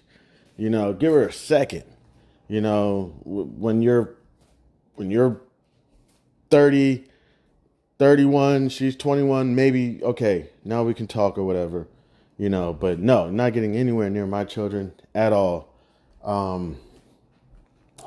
Just, yeah, but that's kind of where my boundaries kind of lie right there. But as far as like, I really try to say like no sin's greater than the other sin. Now that's not completely true. I do believe there are sins that are, I'm not sure how it's judged. Only reason I say that is because, like, for example, people talk about what happens if there is a time when is every voice going to hear about Jesus?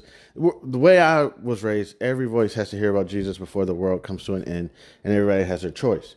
But what if there is a group of people who didn't hear about Jesus? You know what I'm saying? Will they be judged at the same rate as everyone else who has had the opportunity to accept Jesus, as their Lord and Savior? And then also, babies that, have to suffer because of the sins of their father or whatnot, they can't possibly be judged at the same rate as somebody like me who's had plenty of opportunities to, accept Jesus in my life, which I have, but I still, you know, I still mess up quite often. I'm getting better every day. What is it? God ain't done with me yet. So I saw the market had a little bit of a turnaround. Let me go ahead and hop over all these topics before I get myself in some serious trouble. You know what I'm saying? Like, I tell you, I don't really have to go crazy and try to, I don't have to go crazy and try to create some content. Sometimes the things that cross my mind and the things I talk about already are probably just a little bit touchy enough. You know what I'm saying? So let me stop there for I get myself in some serious trouble. But yeah, I did want to just explain that no animosity, no hatred towards anybody. I know that we got our interracial conflicts. Not too long ago, I seen a interracial conflict between Spanish-speaking people, Hispanics or whatever, and I forgot what they were talking about. Oh, he just thinks less of me because I'm from Mexico or something. And I'm like, what? What do you mean? Like, he thinks less of me? Oh, you can't tell he's from, I don't know. I can't remember. Uruguay or Argentina or something. Oh, you can't tell? He's from Argentina. I was like, oh, is that true? Oh, is that, oh, he's from Argentina? And yeah, and he just thinks low on us Mexicans. And I was like, oh, okay, so y'all have y'all little thing going on. You know, oh, okay, y'all should work on that. Both of y'all eat the same food. Both of y'all, you know, or I don't know, there may be some difference in the food. You speak the same language, you know what I'm saying, whatnot. But damn, I didn't know y'all had beef like that. Oh, a few years ago, I was in the middle of a Caucasian little thing. One of my buddies was Italian, and I guess these other Caucasians were WASP or something. I don't know, the Anglo-Saxons or whatever. I don't know. And they were making fun of my buddy because he was Italian, you know, and I was like, what? Oh, so, and of course, they all have jokes, I hate to say this, about Jewish people. You know, it's like, what is this thing? What is this about? All y'all are Caucasians. You know, and they're like, oh, yeah, but, you know, we have our little things amongst each other. I'm just like, man, leave the Jewish people alone. Like, damn it, why do y'all have so many jokes? I'm sorry, I probably shouldn't even be talking about this.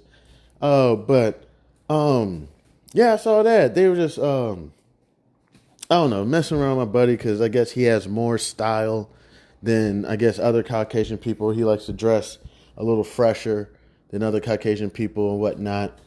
So they were getting on him about that. Even in the blacks, you remember back in the day, I shouldn't even bring this up. Back in the day, what was it? African booty scratcher? Get out of here, you African booty scratcher. You know, like, it was just so messed up. So messed up, the stuff that goes on. And I'm not for any of that. I may talk about, what I try to talk about more so is from the economic situation. And sometimes I guess I talk about the war zones or bus stops and stuff like that used to go on. And my people would always say, damn it, we did not work hard enough. I'm like, yo, chill out. Y'all are pushing 70. Y'all are over 70. And they're like, we didn't fight hard enough. I'm going, there's no reason why you should still be getting fired from your job at 36 years old. I'm like, hey, don't remind me. Damn it. You should not have to be dealing with this. Chan, I know your work is not that bad. I know it's not. I'm like, so you think it's partially bad? Well, I know it's bad. I see how you text. Text like a child. You know, like, I was like, but Chan, you had your Series 7, you had Series 66, you had your life insurance license, you had your master's. I mean, you got your master's. You've worked for one of the top wealth management companies in the world. Your work can't be that bad. You got people in there that are playing politics and they're bullying you. One, because you make it easy for them. Two, because you're black and you're a man and they don't want a threat in there. And you're coming in there, you're making your crew, you got your little alliances, but who are you? One thing people don't realize is I'm not sucking dick. I don't go in there and find the big wigs. And I know everybody say, well, you're fucking up. That shit gets you a long way. I go in there, I see the big wigs, I treat everybody the same. I say, what's up, such and such, how's it going, blah, blah, blah. And I roll off. And I say, what's up to the security guards and the, sanitary engineers, and I roll out. I go to my desk, I'll probably put up my Pivot podcast or my $1 million worth of game or CNBC, see what's going on in the market, NFL Network, see what's going on, NBA TV, see what's going on in the NBA. Same old shit. I go get my Chobani yogurt. Usually I like peach or strawberry. You know what I'm saying? Sometimes I like to drop a little couple blueberries in there with some granola and a little bit of honey. And I know I'm not proud about this. Don't really drink caffeine, but sometimes I'll grab me a Monster energy drink. And people will say, you know, that's the devil's drink. I'm like, dog, I know. People keep telling me it's like some 666 or something. And they're like, yeah, you know, that's some devil shit. And I'll be like, dog, but this shit gets me through the day. I don't even got to drink the whole thing. I just got to drink like a quarter. And if I'm really under a lot of pressure, I'll drink half. You know what I'm saying? I'll put it in the fridge and save the other half for tomorrow. You know what I'm saying? The shit gets me through the rest of the day.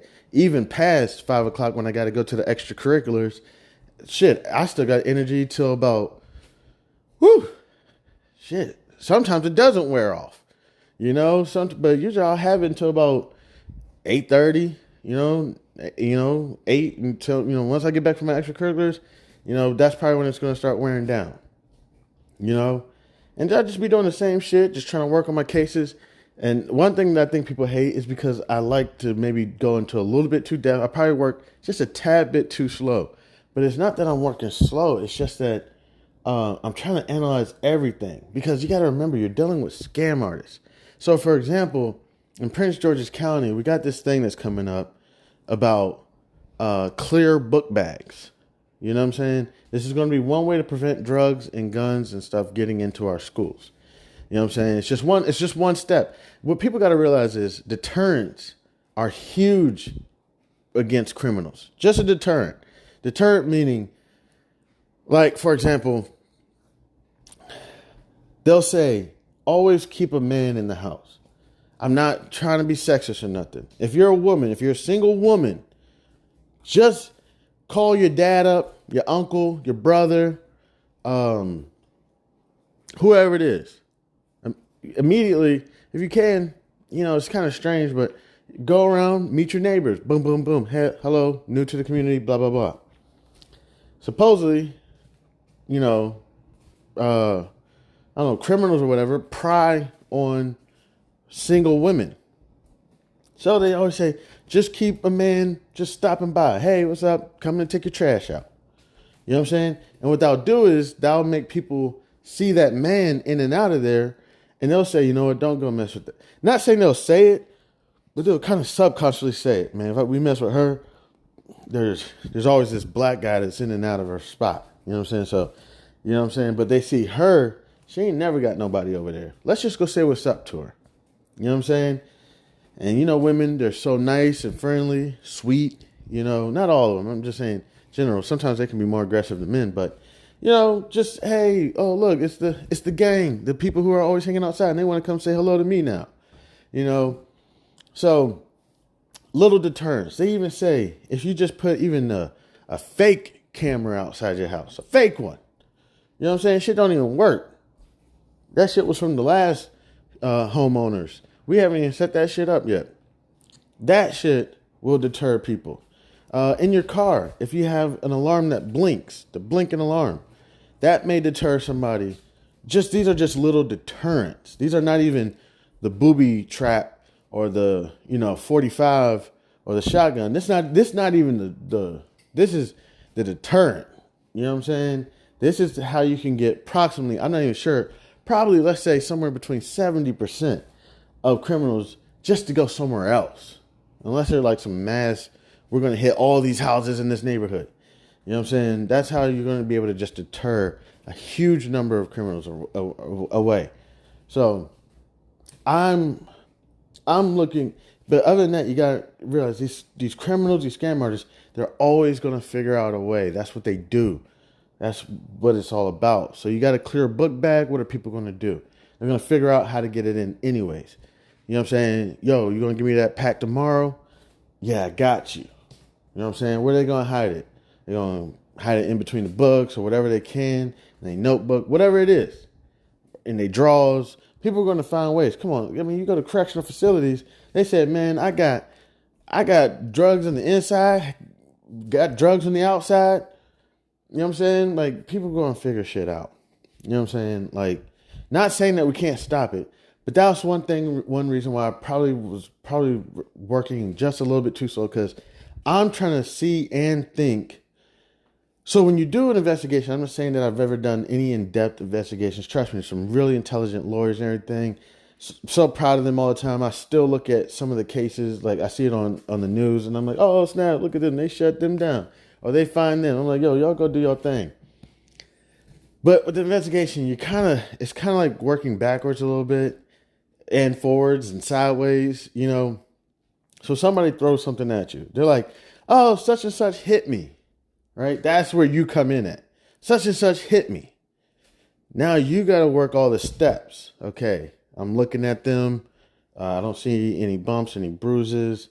There looks to be like a red spot on their cheek, but I can't tell if that's just their skin or if that was the spot where they were slapped or hit.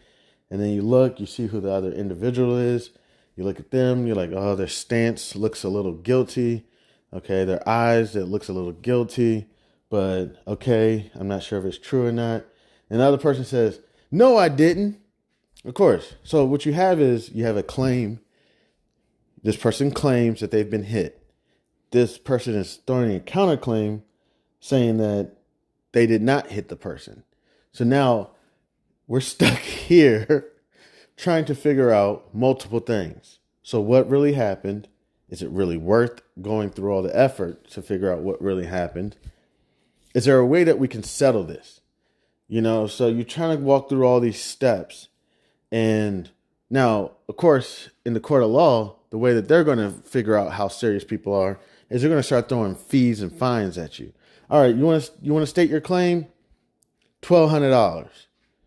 If you pay the $1,200, then we will the bare minimum, we will possibly listen to your claim. You know what I'm saying? It may not even get anywhere, but we may just listen to the claim. Maybe. You know, and then if you want to state your counterclaim, it's going to cost you $1,000. You know, if it's that serious. Or you can just go ahead and take what's in the claim. They say he slapped me. He better, I don't know, do this. It's like either you could just do what they tell you, you know what I'm saying, and state that you're the one at charge, or give your counterclaim and we'll see where we go from here. Or give your answer, we'll see where we go from here. You know, so that's kind of where it goes with an investigation, is you got to break all this shit down. Now, you're dealing with people who are very intelligent, people who learn the system. They learn the system from mentors. Don't worry about those investigators. They don't ever pay attention to shit. They got dumbass bosses. Trust me, one of those bosses works for me. Trust me. And I talk to them all the time. And they're stupid as fuck. Like, listen, this is what you do. We're going to do this. A lot of times they'll say, you know what? We don't do time. We just pay the fine. You know what I'm saying? And I just made that up, but that's how they behave. You know what I'm saying? Look, trust me, I've talked to this. Oh my gosh. This lawyer, dude, they didn't know shit. So then they take all that information and then they relay it to their apprentices or whatever that are coming up. Listen, this is all we got to do. Okay? This is all we got to do. Keep it pumping. Keep pumping this. Keep pumping this. When it comes in, we're going to pay whatever fine or whatever it is. Nobody's going to jail. Don't worry. Nobody's going to lose their licenses. Don't worry. This is how we're going to operate this. We've been doing this for years. You know what I'm saying? So this is when you got to have investigators that, not saying that I'm the best. I was probably one of the worst investigators, but investigators like me, one thing, you know, I don't really talk about with a lot of people is, and I'm not saying I hang out with these people anymore, and I hung out with these people 15, 16 years ago. I hung out with the people who were, daily. Not saying I hung out with them, but maybe associates, you know, just, hey, you want to get together and whatever, blah, blah, blah. Daily. How you have a job and go to work daily, people get around daily and talk about what lick are we going to hit today. like daily. This isn't, they get around, order pizza, put on Friday or Kung Fu movies or whatever it is. You know what I'm saying? Sit around, smoke, drink. And it's like, okay. And now you got to remember, these people, they don't sit around and drink like you drink. They sit around and drink and smoke all day, 2, 3 in the morning. May fall asleep till 6 in the morning. Wake back up 6 in the morning. Right back at it. Fall asleep around 2:30, 3 p.m. Wake up around 5, 6 p.m. Right back at it. This isn't, constant smoking, constant drinking, constant planning. Like, it's different. You know what I'm saying? Then you go to work, come home from work, pour yourself a drink, have yourself a smoke, check your portfolio, see what happened to Trump. Did he get indicted? No. These people, they're sitting around, and at some point, they may sit around a table. At some point, they may just sit around in circle, whatever. You know what I'm saying? Just say, okay, what's the lick for today? And then people basically present their cases. Essentially, this is what they're doing. They're briefing on, hey, there's this guy that I've been seeing come to the Shell gas station every day. And every day I notice he has a wad of money in his pocket. Or I notice that he always seems to have 3 bad bitches. And you know what I'm saying? Or I notice he always seems to have this pouch, and I think it's full of weed. You know what I'm saying? I seen this house. It's an old lady or something. Every time I go to the grocery store, there's always this guy who pulls up in a red Corvette or a gold Cadillac, and they always park the car, leave it running in front of the grocery store. I think we could hit that and take it up to the chop shop and get at least a G for it, or $600 or something for it. This is what they do all day, every day. You know what I'm saying? Hey, my buddy down in North Carolina says that he has a P, and it's some swag, and he's willing to give it to us for $500-$600. $500-$600 for a P. All right. I haven't been to North Carolina in a while. Let's just take that ride. You know what I'm saying? Got somebody in Massachusetts. Seriously. Said that they got some pack that's out of this world, but they're going to hit us over the head for about $3.50 an onion. Okay, well, how many onions can we get before they break that shit down? You know what I'm saying? They said if we get 6 onions, they'll do it for 3 even. It's like, okay, well, I guess we're about to be going to Massachusetts. Seriously, all day, every day. Not once every few days. So, what's the plan today? No, they're doing this every day for years on top of years on top of years. So that's pretty much the mindset that I kind of go into some of these investigations with, which is, how do these people commit these crimes daily and get away with it? These people, they understand the law. They're like, okay, all right, we're going to go steal that car out in front of that grocery store. Leave that to one of the youngins. You know what I'm saying? If they get caught, they're only going to get a little bit of time. You know what I'm saying? That pack in Massachusetts, leave that for one of the older people. I want to make sure we can trust who's picking that up. And then not that they're going to pull over on the side of the road and smoke an onion to themselves. You know what I'm saying? Like, they handle the thing. People be knowing this shit. So that's how my mindset goes. Where I'm like, when I'm running an investigation, see, a lot of people run their investigations like, well, what's the high yielding crime? The high yield. We want high yield crime. We want high yield. Okay? All that small petty shit, get it out of here. But I'm like, in my mindset, I'm like, that small petty shit is on purpose.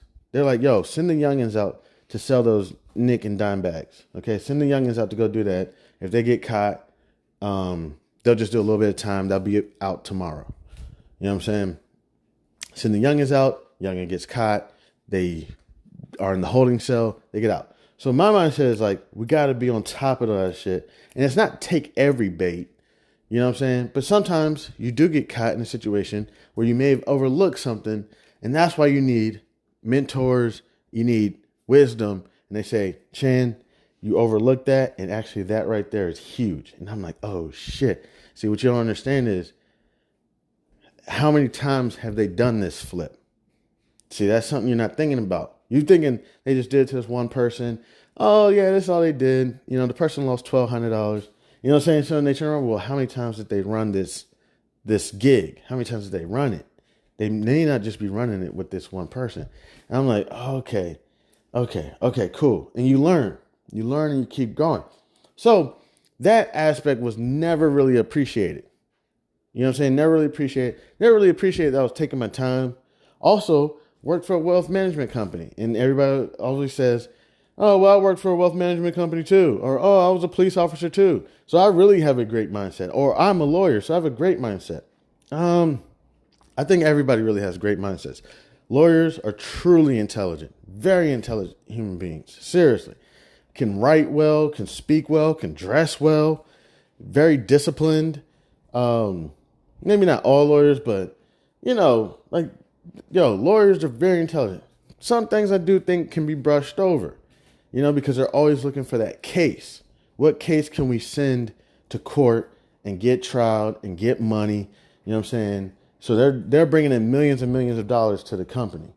That's more so where somebody like me, I may not be such on that. I may be more so thinking about something else. It's like, what's going on here? And how can we possibly be more proactive and get ahead of this? You know what I'm saying? So that this doesn't happen. I think about grandma that I assisted, you know what I'm saying, when I was at the wealth management company, 30 years. She saved up $350,000. 30 years, $350,000. Can you imagine that? That's like, is that going to be me?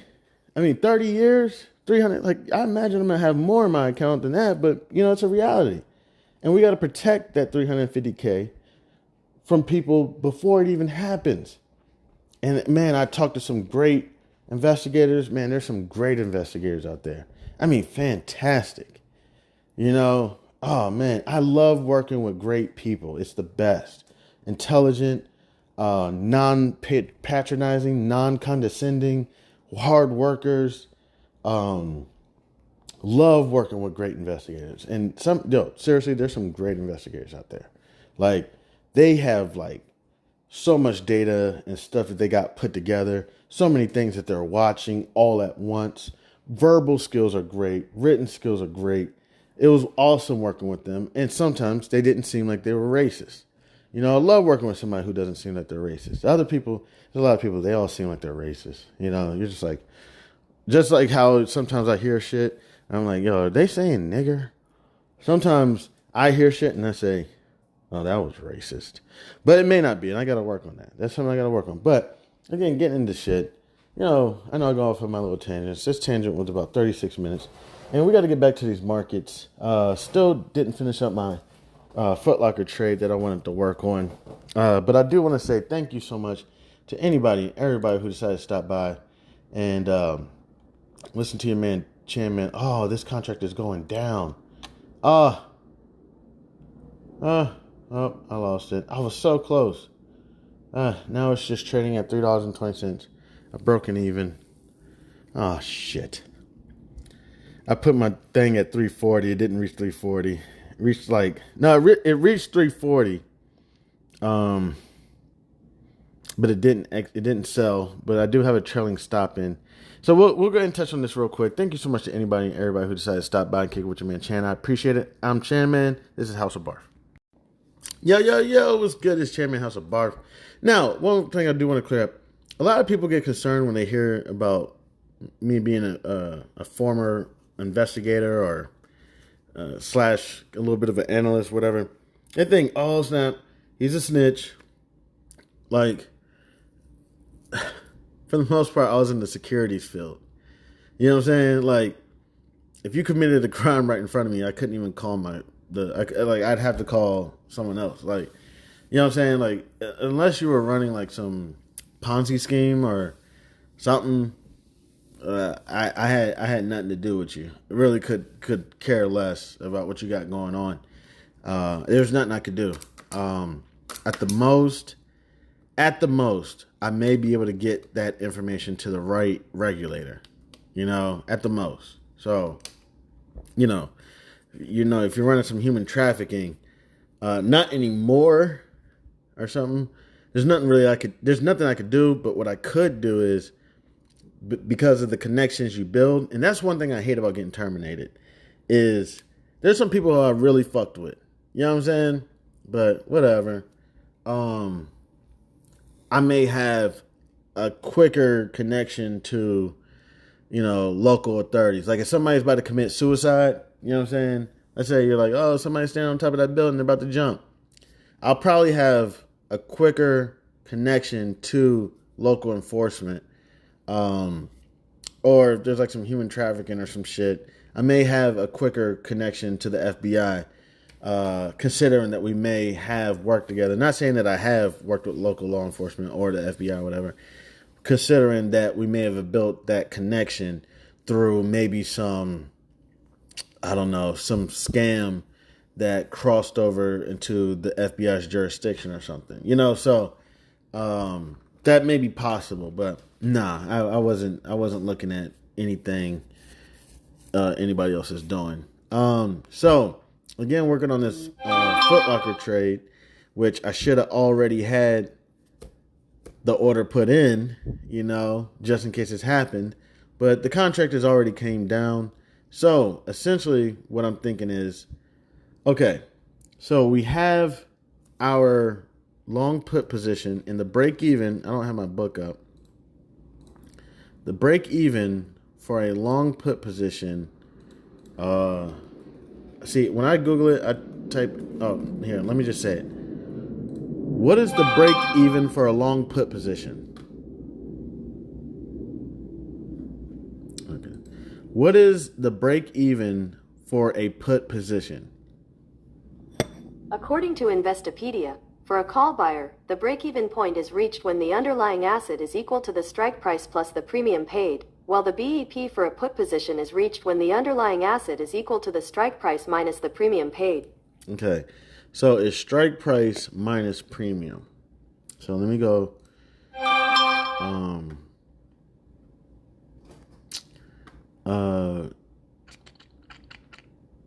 So what's this? 25.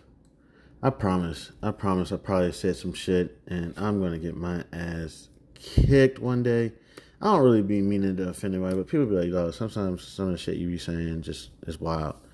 All right, so with the long put position, our break even is 2180. So I'm essentially saying it's going to go below 2180 with that long put position, which it got pretty close and then it kind of fell back. It didn't get close to 2180, but it was going down and then it just kind of made a turnaround. So with that turnaround, the turnaround can be if it reaches approximately, let's say, $34. I would have put $35. So I want to be able to trade and protect my position, and so I'm going to look for, just for lack of being able to be an expert in this, possibly if I can get same strike. Same expiration date. You know what? I'm going to go shorter. I'm just going to go in the short term because that was expensive in February. Let me just go to like 50 days out. So September 29th. Just in case it does shoot up. We got school that's going to be in session. Let me go 66 days out, see if there's any contracts out there. And we can get a short call position. Oh, man, these joints are expensive. Okay, I see a November 23rd, 30 strike price. And it's $1 to sell the contract. So, let's see. Am I able to get this? I just want, like, to sell, like, one contract. Let me see if I can get this for under $1. Because I got to pay premiums and shit. September 29th.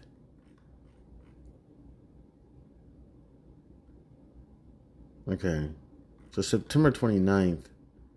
And nobody's trading these right now. So that's another thing you want to pay attention to that I'm noticing is you want to pay attention to see if people are even trading it. So it looks like people are possibly buying the calls. So I'm gonna see if I can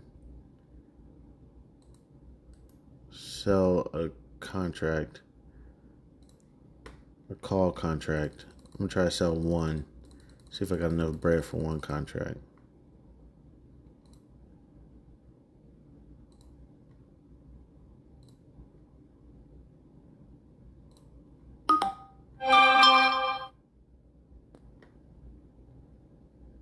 But I thought I did have enough bread. Saying I don't have enough bread in the account. Let me try this again. One.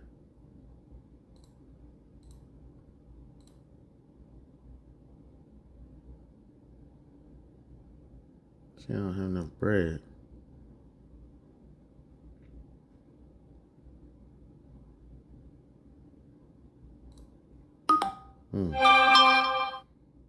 Okay. Okay. So I'm gonna have to figure this out. I'll keep looking around, see, I'm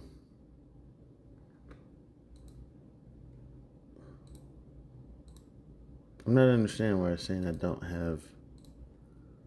Here, let me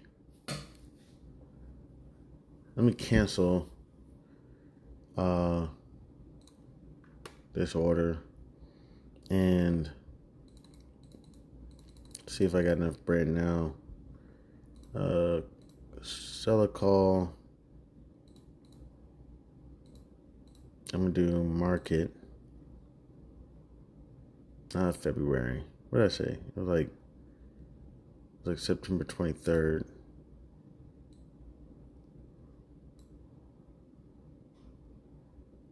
Yes. What was it? September 15th. No, let me see. September 29th. I'm gonna go September 29th. Sorry, I'm just trying to put all this in. And what is it? Strike price. Strike price. I'll do 32.50. I should have enough bread for 32.50.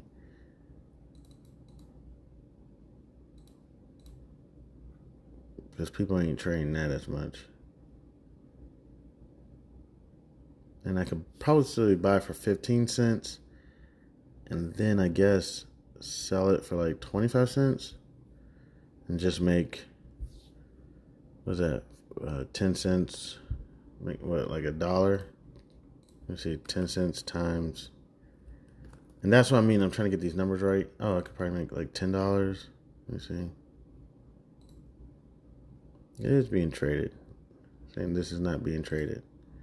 Right there. There it goes.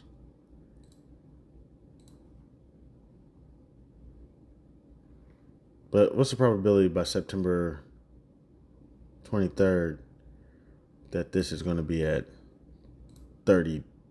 Let me see. September 23rd. I'm looking on my calendar right now. September 23rd. This being me selling this contract, I want it to be in the money, or out of the money, if I'm correct. I want it to be out of the money. So September, we're on 23rd. Let me just go to 50-50. Or actually, let me go to 31. So, wow, there's like an 80% chance that this will be below 31. So that's why nobody's getting it. Because people are like, yo, that's it. There's going to be an 80% chance it's going to be below $31 or whatever. So got to get a little bit more where people are going to trade it. So let me go to like,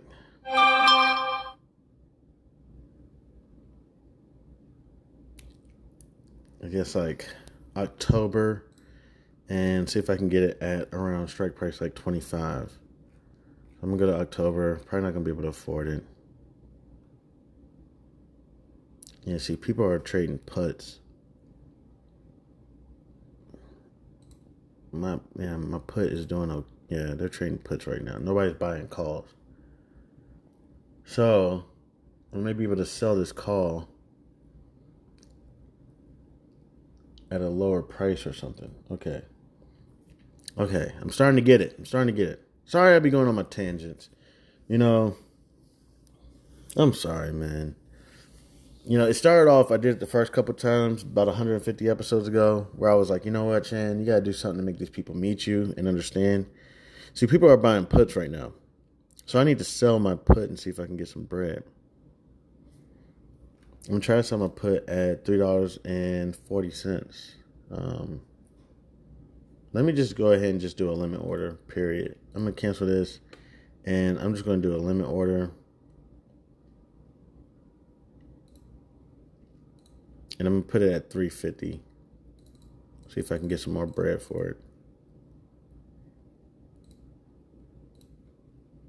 Okay, so that's in now. It's at $3.50. The contracts are currently trading at approximately February 24. Strike price 25. Contracts are trading at about $3.30 right now.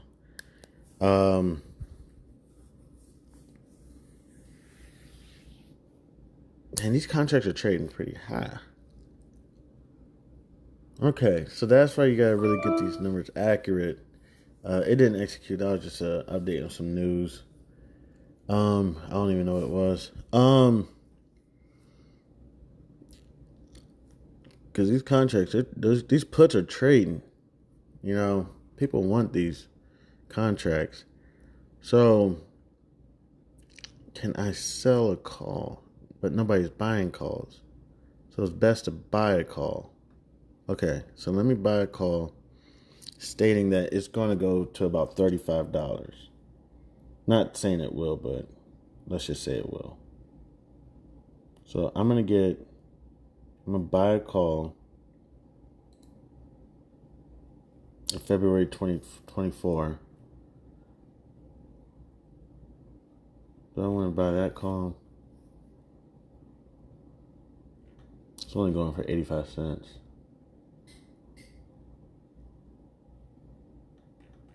Goodness. These prices is what's getting me. I want to buy a call.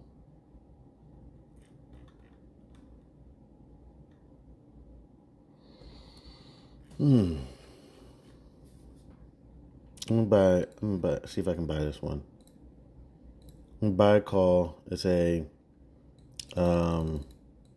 February. I'm going to go the same expiration. February 16th, 2024. Strike price 35. See if I can get this.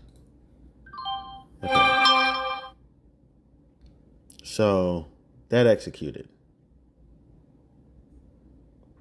So I have this going below about $21 and above 35. So it's going to be $35.85 before I can break even on that one.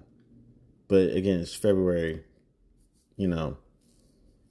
So we'll see how this goes. Now, I got the put, since people are buying puts right now, I got the put set at $3.50. So we'll see how this goes. Okay, so we have a bullish position, and then we have the bearish position.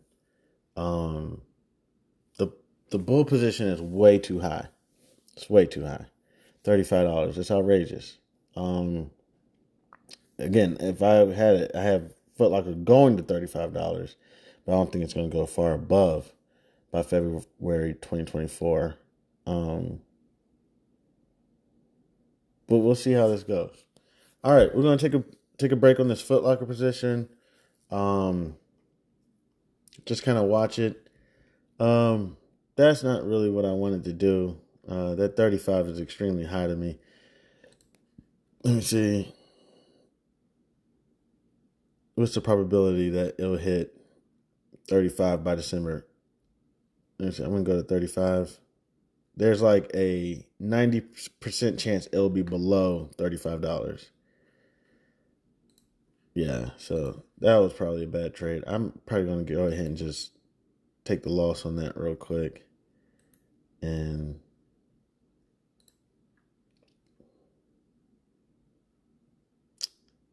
let me just take the loss on that one real quick, because that's ridiculous just to leave that in. Was it trading at 80 cents? I'm about to just go ahead and sell it at 80 and just pay those commissions and say forget about it. Because I can't see. Let me look at the chart. And let me look at Foot Locker. Let me look at the chart. I'm just going to look at like the 20-year. Okay. It's not that it can't hit 35. Where's 35 at? Actually, it's kind of likely that it could hit 35. It's not like it's unlikely. Looking at this chart. And let me change the date. Let me go to 1 year.